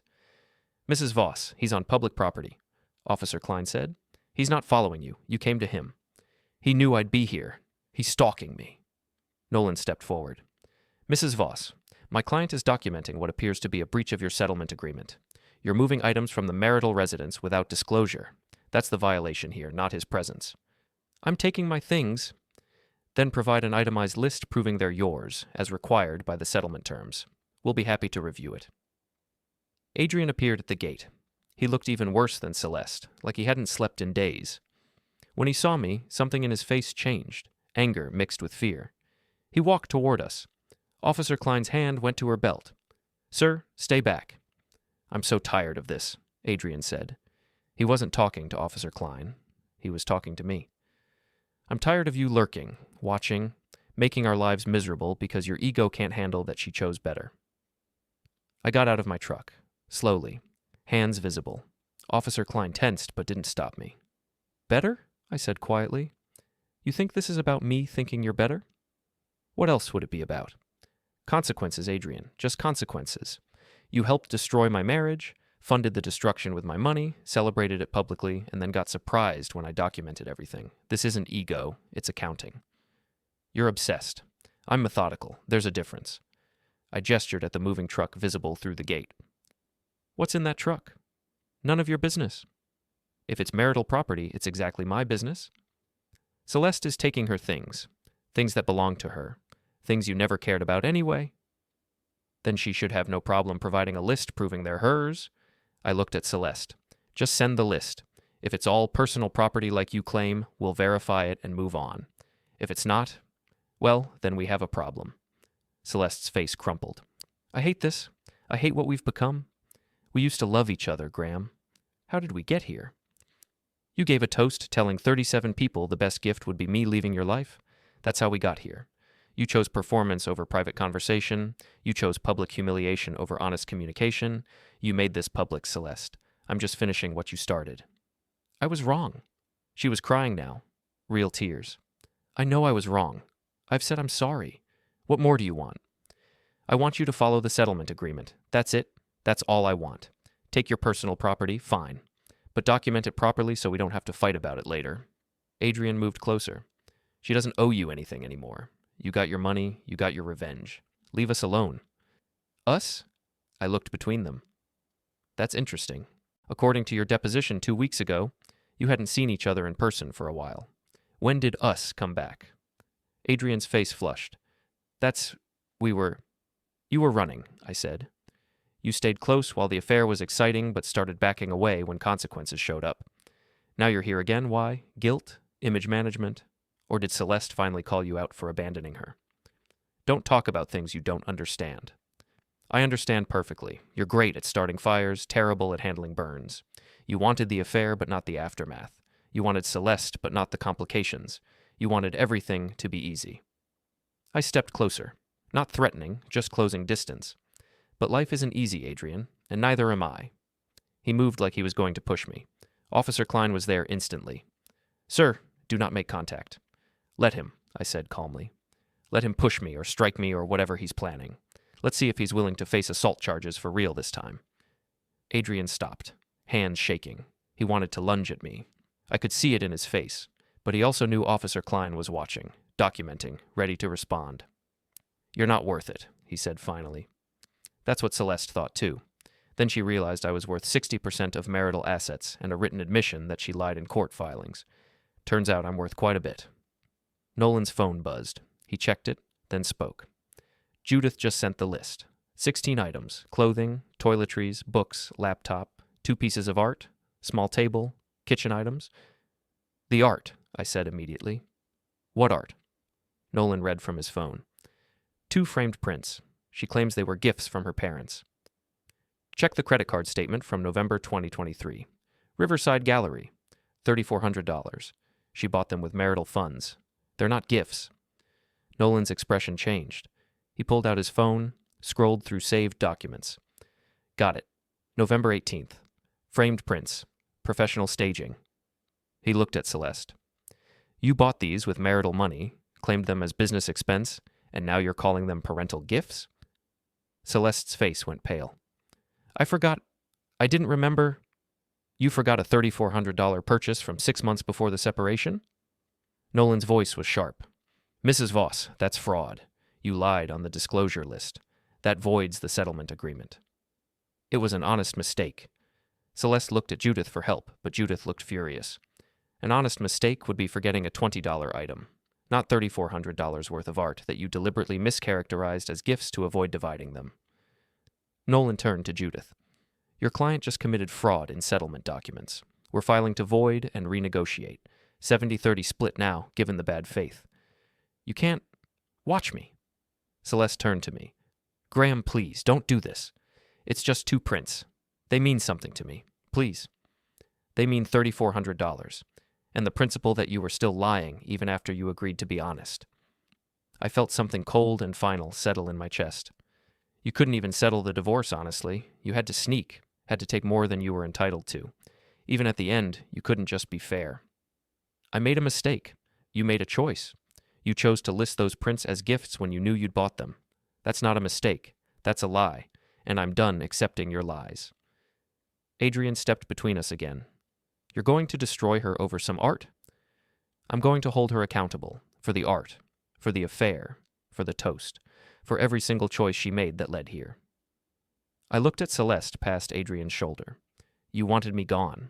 You got what you wanted. But you don't get to steal from me on your way out.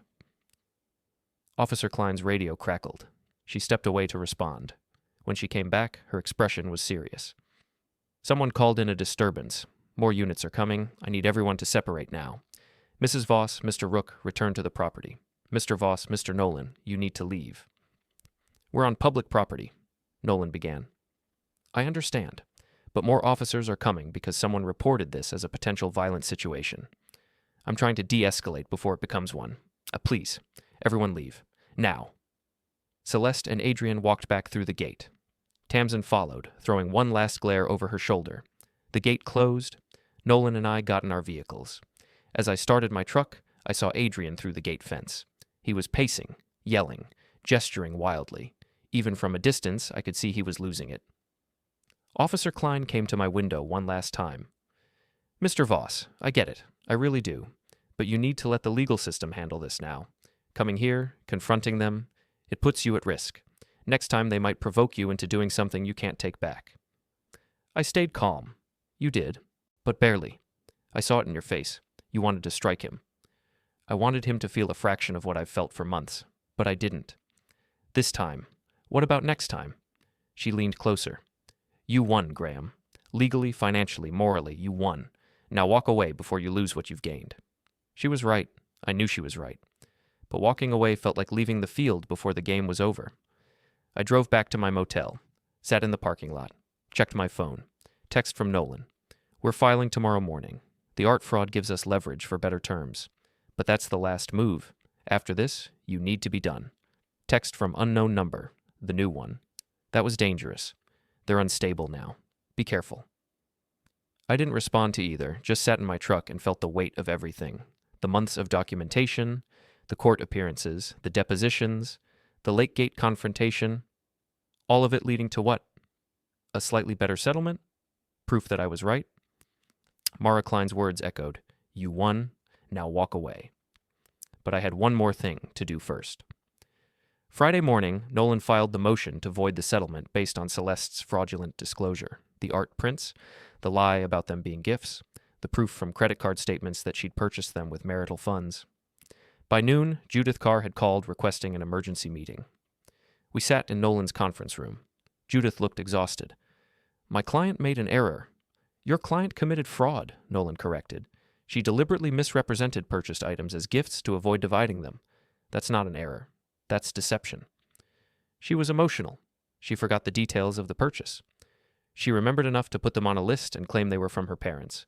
She remembered they were valuable. She just lied about the source. Nolan pulled out the credit card statement.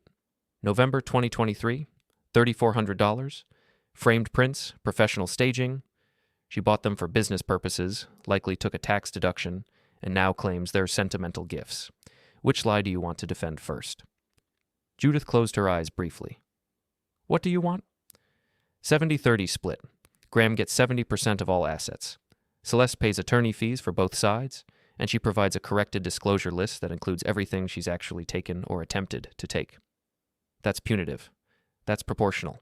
She lied in the settlement. This is the consequence. She'll never agree to 70-30. Then we go to trial.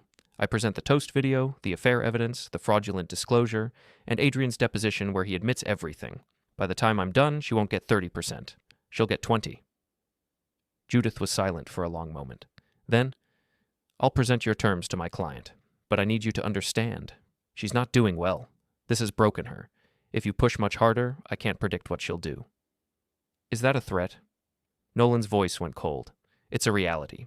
She's depressed, isolated, and making poor decisions. Adrian has backed away again. Again? I spoke for the first time.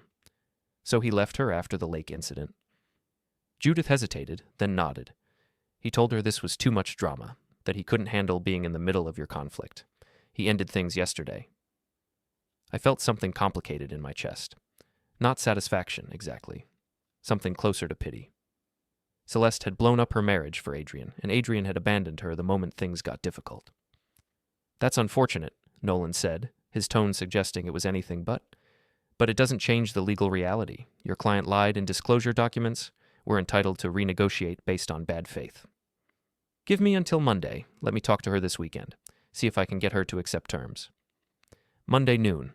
After that, we file for trial. After Judith left, I turned to Nolan. Do you think she'll take it? She doesn't have a choice. Adrian abandoned her. Her support system is collapsing.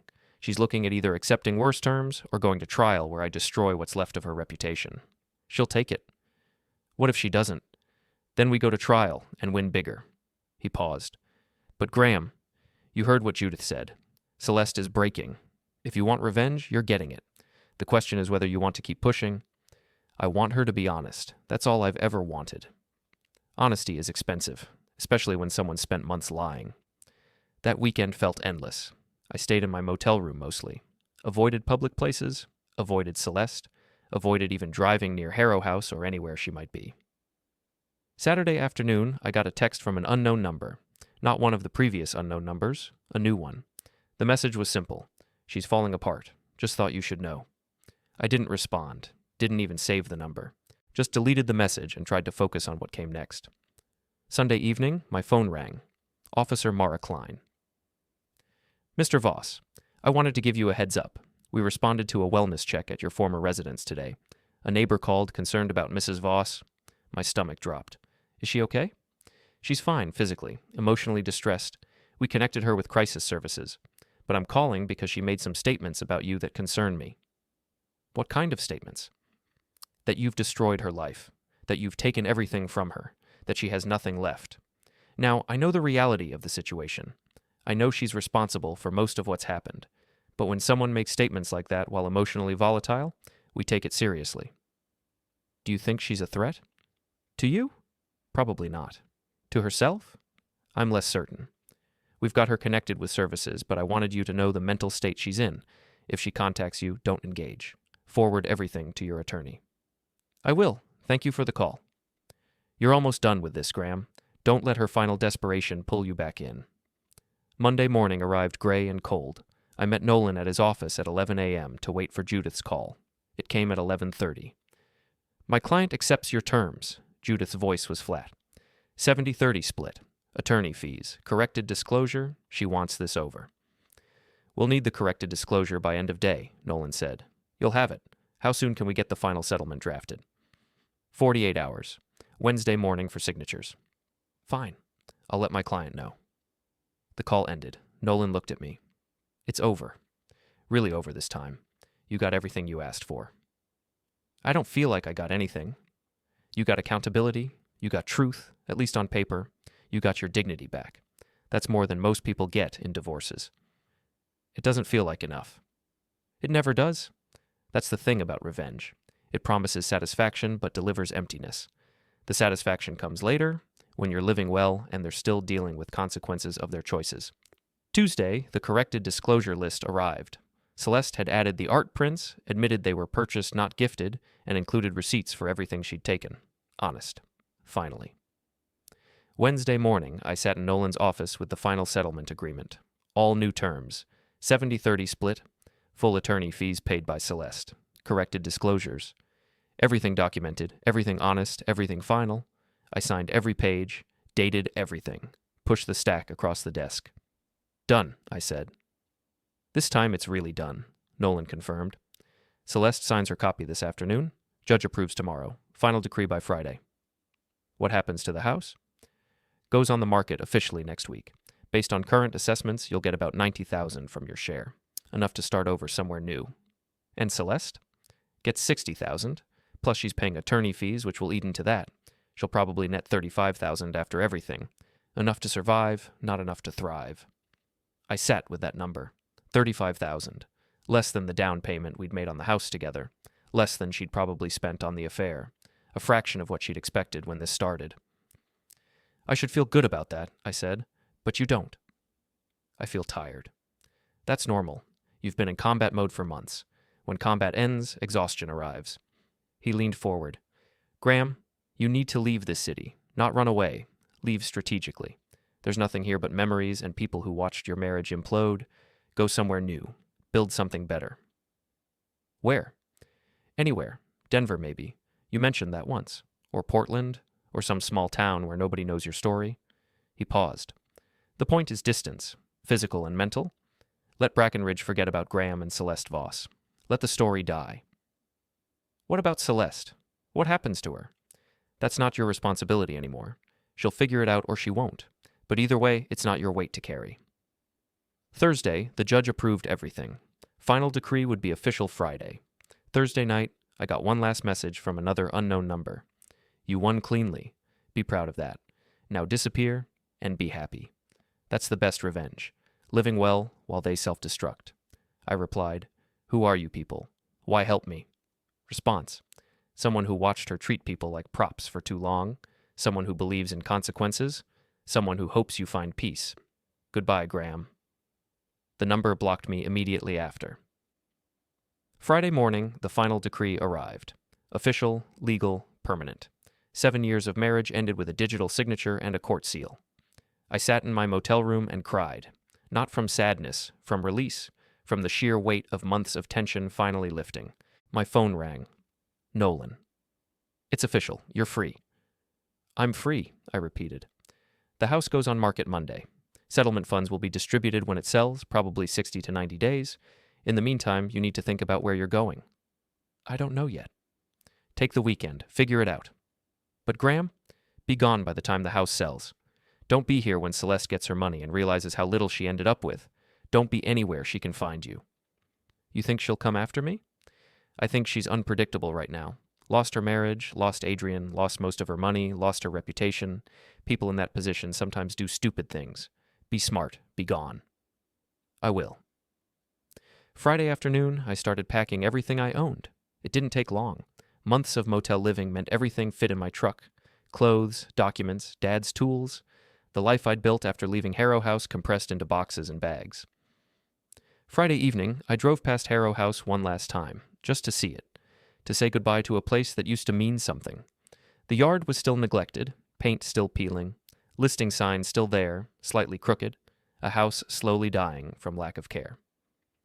I took a photo, not for evidence this time, just for memory, a reminder of where I'd been and why I needed to leave. As I sat there, a car pulled into the driveway. Celeste. She got out slowly, like she was exhausted, carrying grocery bags. She looked thinner, older, like the last few months had physically aged her. She saw my truck, froze. I got out, kept distance, hands visible. What are you doing here? Her voice was hollow. Saying goodbye to the house. It's not yours to say goodbye to anymore. It's not yours either. It belongs to whoever buys it next. I paused. You should fix the yard before showings. Dead grass drops property value. I can't afford landscapers. I pulled an envelope from my pocket, walked slowly to the mailbox, keeping distance between us, put the envelope inside. There's $500. Get the yard fixed. Patch the paint. Make the house show well. Better sale price benefits both of us. She stared at the mailbox. Why would you help me? I'm not helping you. I'm helping me. Better sale equals better distribution. This is business, not charity. That's not why. She looked at me. Her eyes were red. You're trying to make me feel guilty.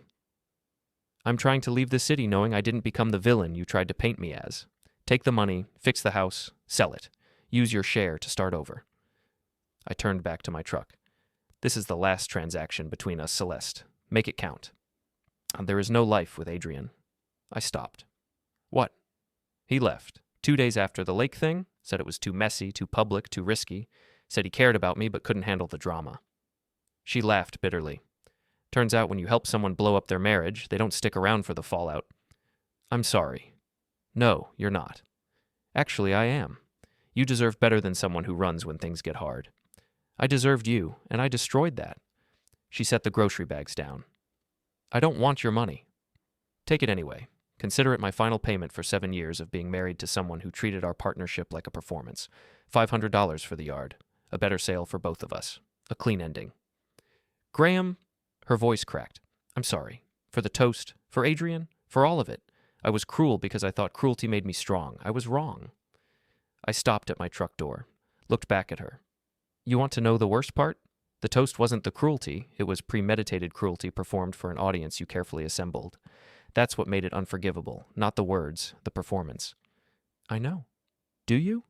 Because you spent months after trying to spin it like I was the villain for taking you seriously. Like I was crazy for documenting what you did publicly. You don't get to apologize now and pretend that erases the calculated humiliation. I'm not trying to erase it. I'm trying to own it. Then own it when people ask what happened to your marriage. Tell them you gave a toast that ended it. Tell them you had an affair funded with money I earned. Tell them you lied in court. Own all of it, not just the parts that make you sympathetic. She nodded slowly, tears on her face. Okay. I got in my truck, started the engine. She was still standing there with the grocery bags, looking smaller than I'd ever seen her. Not weak, just reduced, stripped of the armor she'd worn throughout our marriage. I drove away from Harrow House for the last time, didn't look in the rearview mirror. That chapter was closed. Saturday morning, I woke up with a clarity I hadn't felt in months.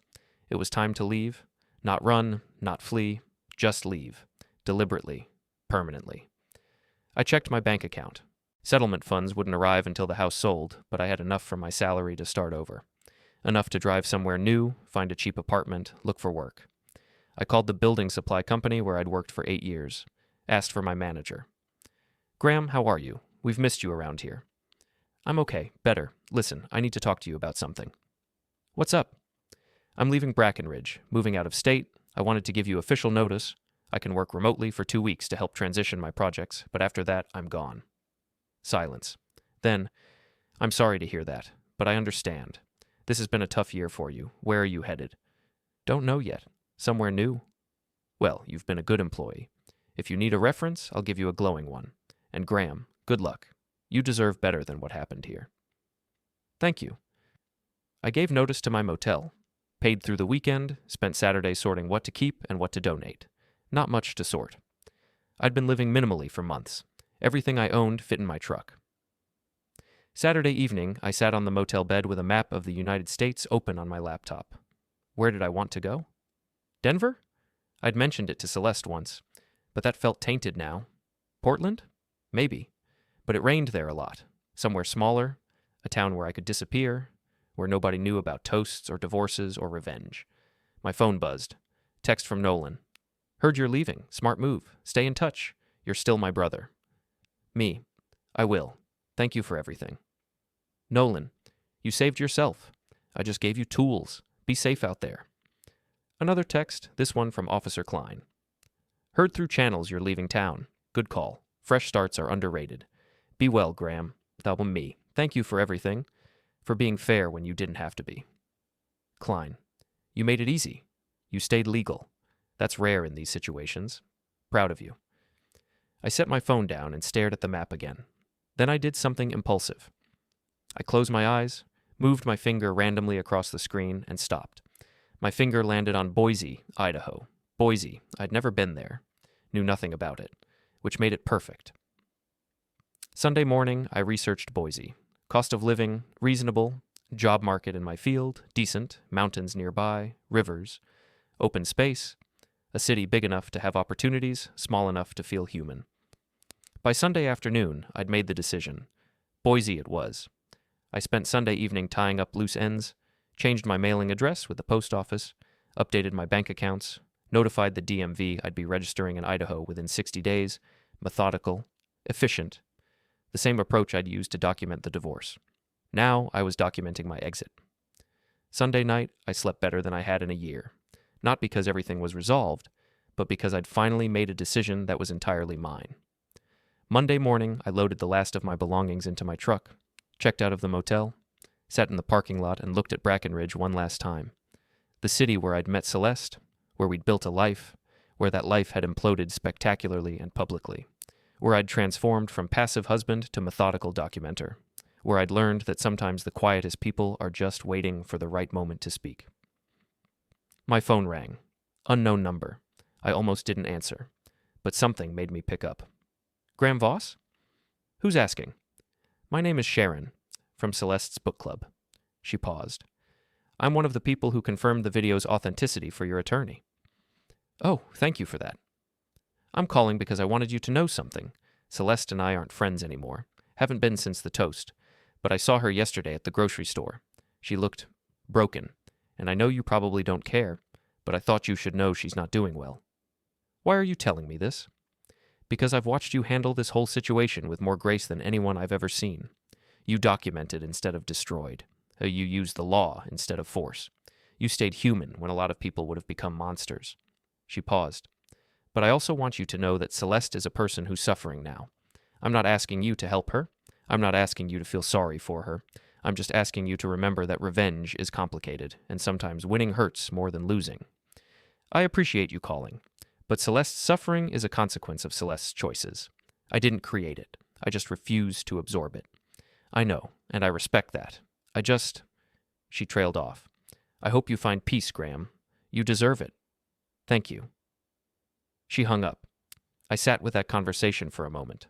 Celeste was broken. Part of me felt satisfaction at that. Part of me felt something closer to sadness, but mostly I felt ready to leave. I started the truck, pulled out of the motel parking lot, pointed toward the highway that would take me west to Idaho. As I drove through Brackenridge one last time, I passed familiar landmarks. The courthouse, Nolan's building, the coffee shop where I'd sat during the brunch collapse. Harrow House, I deliberately drove a different route to avoid it. At the city limits, I pulled over one last time, took a photo of the Leaving Brackenridge sign. Not for social media, just for me. Evidence that I'd actually done it, that I'd actually left. Then I merged onto the highway and drove. For the first 2 hours, I kept checking my rearview mirror.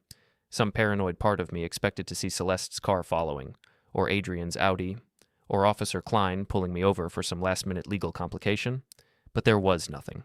Just highway and other travelers heading west. By hour 3, I started to relax.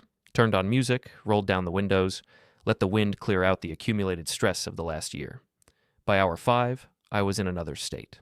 The landscape changing from familiar to foreign. Mountains in the distance getting closer. I stopped at a highway rest area, bought bad coffee from a vending machine, sat at a picnic table and watched other travelers come and go. Families on road trips, truckers on routes, people moving through space, all of us in transit, all of us carrying our own stories. My phone buzzed. Text from a number I'd deleted but still recognized. Celeste. I got your money. I'm going to fix the yard. Thank you, and I'm sorry, for everything. I hope you find happiness wherever you go. I stared at that message for a long time. Then I typed, I hope you find it too. Goodbye, Celeste. I blocked the number immediately after sending. Final act, final severance, final goodbye. 3 hours later, I crossed into Idaho. The sun was setting, painting the mountains gold and orange. Beautiful in a way Brackenridge had never been. Open, clean, new. I drove into Boise at night, found a cheap motel, different chain, different life, checked in, carried my boxes to a room that smelled like someone else's problems instead of mine. I sat on the bed and felt the weight of the last year finally lift. I'd survived, legally, ethically. Without becoming the villain Celeste had tried to paint me as. I'd documented my way through a war most people fight with emotion. I'd stayed cold when everyone expected heat. I'd let evidence speak when performance tried to shout it down. And now I was free. Actually free. Not just legally divorced, but geographically, emotionally, mentally separated from everything that had tried to break me. My phone buzzed one last time. Another unknown number. I almost didn't open it, but I did. You made it out. Congratulations. Now build something better than what you left behind. You earned it. Someone who watched from the beginning, I smiled. All these unknown numbers, all these mysterious allies. I'd never know who they were, but they'd been there, documenting alongside me, rooting for me, reminding me that even in the loneliest fights, you're never completely alone. I texted back, thank you, for everything. I hope you find your own freedom. No response, just silence. Perfect silence. I unpacked enough to function, set up my laptop, started searching for apartments, for jobs, for life after Brackenridge. And for the first time in a year, I felt something close to hope. 6 weeks passed. The house sold. Settlement money arrived in my account one Wednesday morning. $92,000. My share of 7 years compressed into a number. I sat in my new apartment, small, clean, affordable, and stared at that balance. It felt like blood money, like compensation for damage that couldn't be fully repaired, but it was also freedom. Enough to breathe. Enough to start over properly. I'd found work at a smaller building supply operation in Boise. Not management this time, just inventory and logistics. Easier, less stress, less responsibility, less of everything, which was exactly what I needed. My coworkers didn't know about the divorce, didn't know about the toast, didn't know about the months of documentation and legal warfare. I was just Graham, new guy, quiet, efficient, unmemorable, perfect. I'd made one friend, a guy named Marcus who worked in sales. He invited me to a happy hour one Friday. Come on, man, you've been here 6 weeks and all you do is work and go home. You need to get out. I'm not really the social type. Nobody's the social type until they try. Come have a beer, meet people, be human. So I went. And it was fine. Not amazing, not terrible, just fine. Normal people having normal conversations about normal things. No drama, no performance, no hidden agendas. One woman, Laura, works in accounting, talked to me for a while, asked where I was from. Colorado originally, then other places, now here. What brought you to Boise? Fresh start. Running from something or towards something? Both, she smiled. Honest answer. I like that. We talked for another hour. Nothing deep, just conversation. When the happy hour ended, she gave me her number. If you want to grab coffee sometime, no pressure, just as friends. I'll think about it, I said. And I did think about it. For 3 days, weighing whether I was ready to trust anyone again, whether I could engage without calculating, whether I could be normal Graham instead of documented Graham. On day 4, I texted her. Coffee sounds good. Saturday? Her response came fast. Perfect. There's a place downtown I love. 10 a.m., I'll be there. Saturday morning, I almost didn't go. Almost texted a cancel. Almost retreated back into isolation. But then I remembered something Nolan had said. The best revenge is living well. So I went. Laura was already there, sitting at a corner table with 2 coffees. She'd gotten mine, she'd asked during the happy hour, and remembered. That small detail felt significant. You came, she said. I came. Wasn't sure you would. You seem like someone who keeps people at distance. I've had reasons. Want to talk about them? Not really. Fair enough. She sipped her coffee. Tell me something else, then. What do you do for fun? I don't know anymore. Used to have hobbies. Then life got complicated. Now I'm rebuilding. What were the hobbies? Woodworking. Fixing things. Building things with my hands. My back deck is falling apart. Want to come fix it? I laughed. Actually laughed. That's the worst pickup line I've ever heard. Not a pickup line, genuine request. I'll pay you in pizza and more coffee. When? Whenever you're free. We spent 2 hours at that coffee shop, just talking. About nothing important. About everything important. About Boise and work and life and the small things that make existence bearable. She didn't ask about my past. I didn't offer it. At the end, she said, This was nice. Can we do it again? Yeah, we can. Over the next month, we did it again. Coffee, then lunch. Then I actually fixed her deck. It took 3 weekends. Then dinner. Then a movie. Then slowly, carefully, something that felt like dating. She knew I was divorced. I'd told her that much. But she didn't push for details. Didn't demand my trauma as payment for her attention. One evening, 2 months into whatever we were doing, she asked, Do you still love her? Who? Your ex-wife. No, I don't think I do. I don't think I have for a long time. Do you hate her?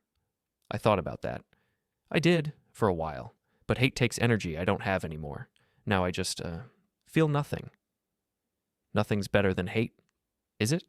Yeah, because nothing means you can fill that space with something new. Hate keeps you tied to the past. Nothing sets you free. She was right. 3 months into living in Boise, I got a text from Nolan. House sale was finalized. All settlement terms complete. You're officially done. How's Idaho? Idaho's good. Quiet. Different. Different good or different bad? Different good. I'm starting to remember who I was before everything. Proud of you, little brother. Stay in touch. I will. 4 months in, I stopped checking Celeste's social media. I'd been doing it occasionally, not often, just enough to know she still existed. But one day I realized I hadn't checked in 2 weeks, then a month. Then I just deleted her from the feeds entirely. If she was doing well, good for her. If she wasn't, not my problem. Either way, her life was no longer intersecting with mine. 5 months in, I ran into someone from Brackenridge at a hardware store. One of the 37 guests from the birthday party. He recognized me immediately. Graham? Graham Voss? I almost lied. Almost said he was mistaken, but I didn't. Yeah, hi. What are you doing in Boise? Living here now, started over. He nodded slowly. I heard about the divorce. Rough situation. It was what it was. For what it's worth, a lot of people thought that Toast was out of line. We didn't know what to do. Some of us wanted to say something, but it all happened so fast. It's fine. It's over now. Well, you look good. Better than you did at the party. Healthier. I feel healthier. Good. You deserved better than what happened. After he left, I stood in the hardware store aisle holding a bag of screws and processing that conversation. Someone from the party thought I deserved better, thought the toast was out of line, wanted to say something. It didn't change what happened, but it reminded me that the 37 witnesses weren't all complicit. Some of them were just uncomfortable bystanders who didn't know how to intervene. That helped somehow, made the memory slightly less toxic. 6 months in, Laura and I were officially dating. Nothing dramatic, just simple, easy. She made me laugh. I made her think. We cooked dinner together, fixed things around each other's apartments, talked about normal things, built something quiet. One night, lying in bed after watching a movie at her place, she asked, "Do you ever want to tell me what happened with your ex?" "Not really." "Okay. You're not going to push?" "No. You'll tell me if you want to. If you don't, that's okay too. I'm dating who you are now, not who you were then." I kissed her. "Thank you for that." "You're welcome." But a week later, I did tell her. Not everything, just the broad strokes, the toast, the affair, the divorce, the documentation. She listened without interrupting. When I finished, she was quiet for a long time. Then, "That must have been awful." "It was." "But you survived it. And you survived it without becoming awful yourself. That's impressive." "I don't know if it was impressive. It was just the only way I could see forward." "Still impressive." She paused. "Does it still hurt?" "Sometimes. But less. The edges are softer now." "Good. You deserve soft edges." 8 months in, I stopped thinking about Celeste entirely. Stopped wondering how she was doing, stopped imagining what might have been, stopped playing the alternate timeline game. She was a chapter I'd closed, a lesson I'd learned, a past I'd survived. The toast that ended my marriage, the moment that felt like the worst thing that could happen, had actually been a gift. Not the way Celeste meant it, but a gift nonetheless, because it forced me to leave, to document, to fight, to become someone stronger than the passive husband I'd been. 1 year in, almost to the day I'd left Brackenridge, I sat on my apartment balcony watching the sunset over the mountains. Laura was inside making dinner. Life was quiet, simple, good. My phone buzzed. Unknown number. One last time, 1 year later. "I hope you found your peace." The person who watched you win, I smiled. "I did.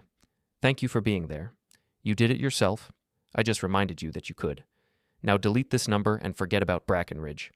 Live your life, Graham. You earned it. I will. Goodbye." Goodbye. I deleted the message, deleted the number, put my phone away. Laura came out to the balcony with 2 plates of pasta. "Dinner's ready." "Smells amazing." "It's nothing fancy." "Fancy's overrated." We ate dinner as the sun set, talked about our days, made plans for the weekend, existed together in a way that felt normal and right and healing. That night, lying in bed, I thought about the toast one more time, not with anger, not with pain, just with distance. Celeste standing in front of 37 people saying the best gift would be me leaving her life. She'd been right, just not for the reasons she thought.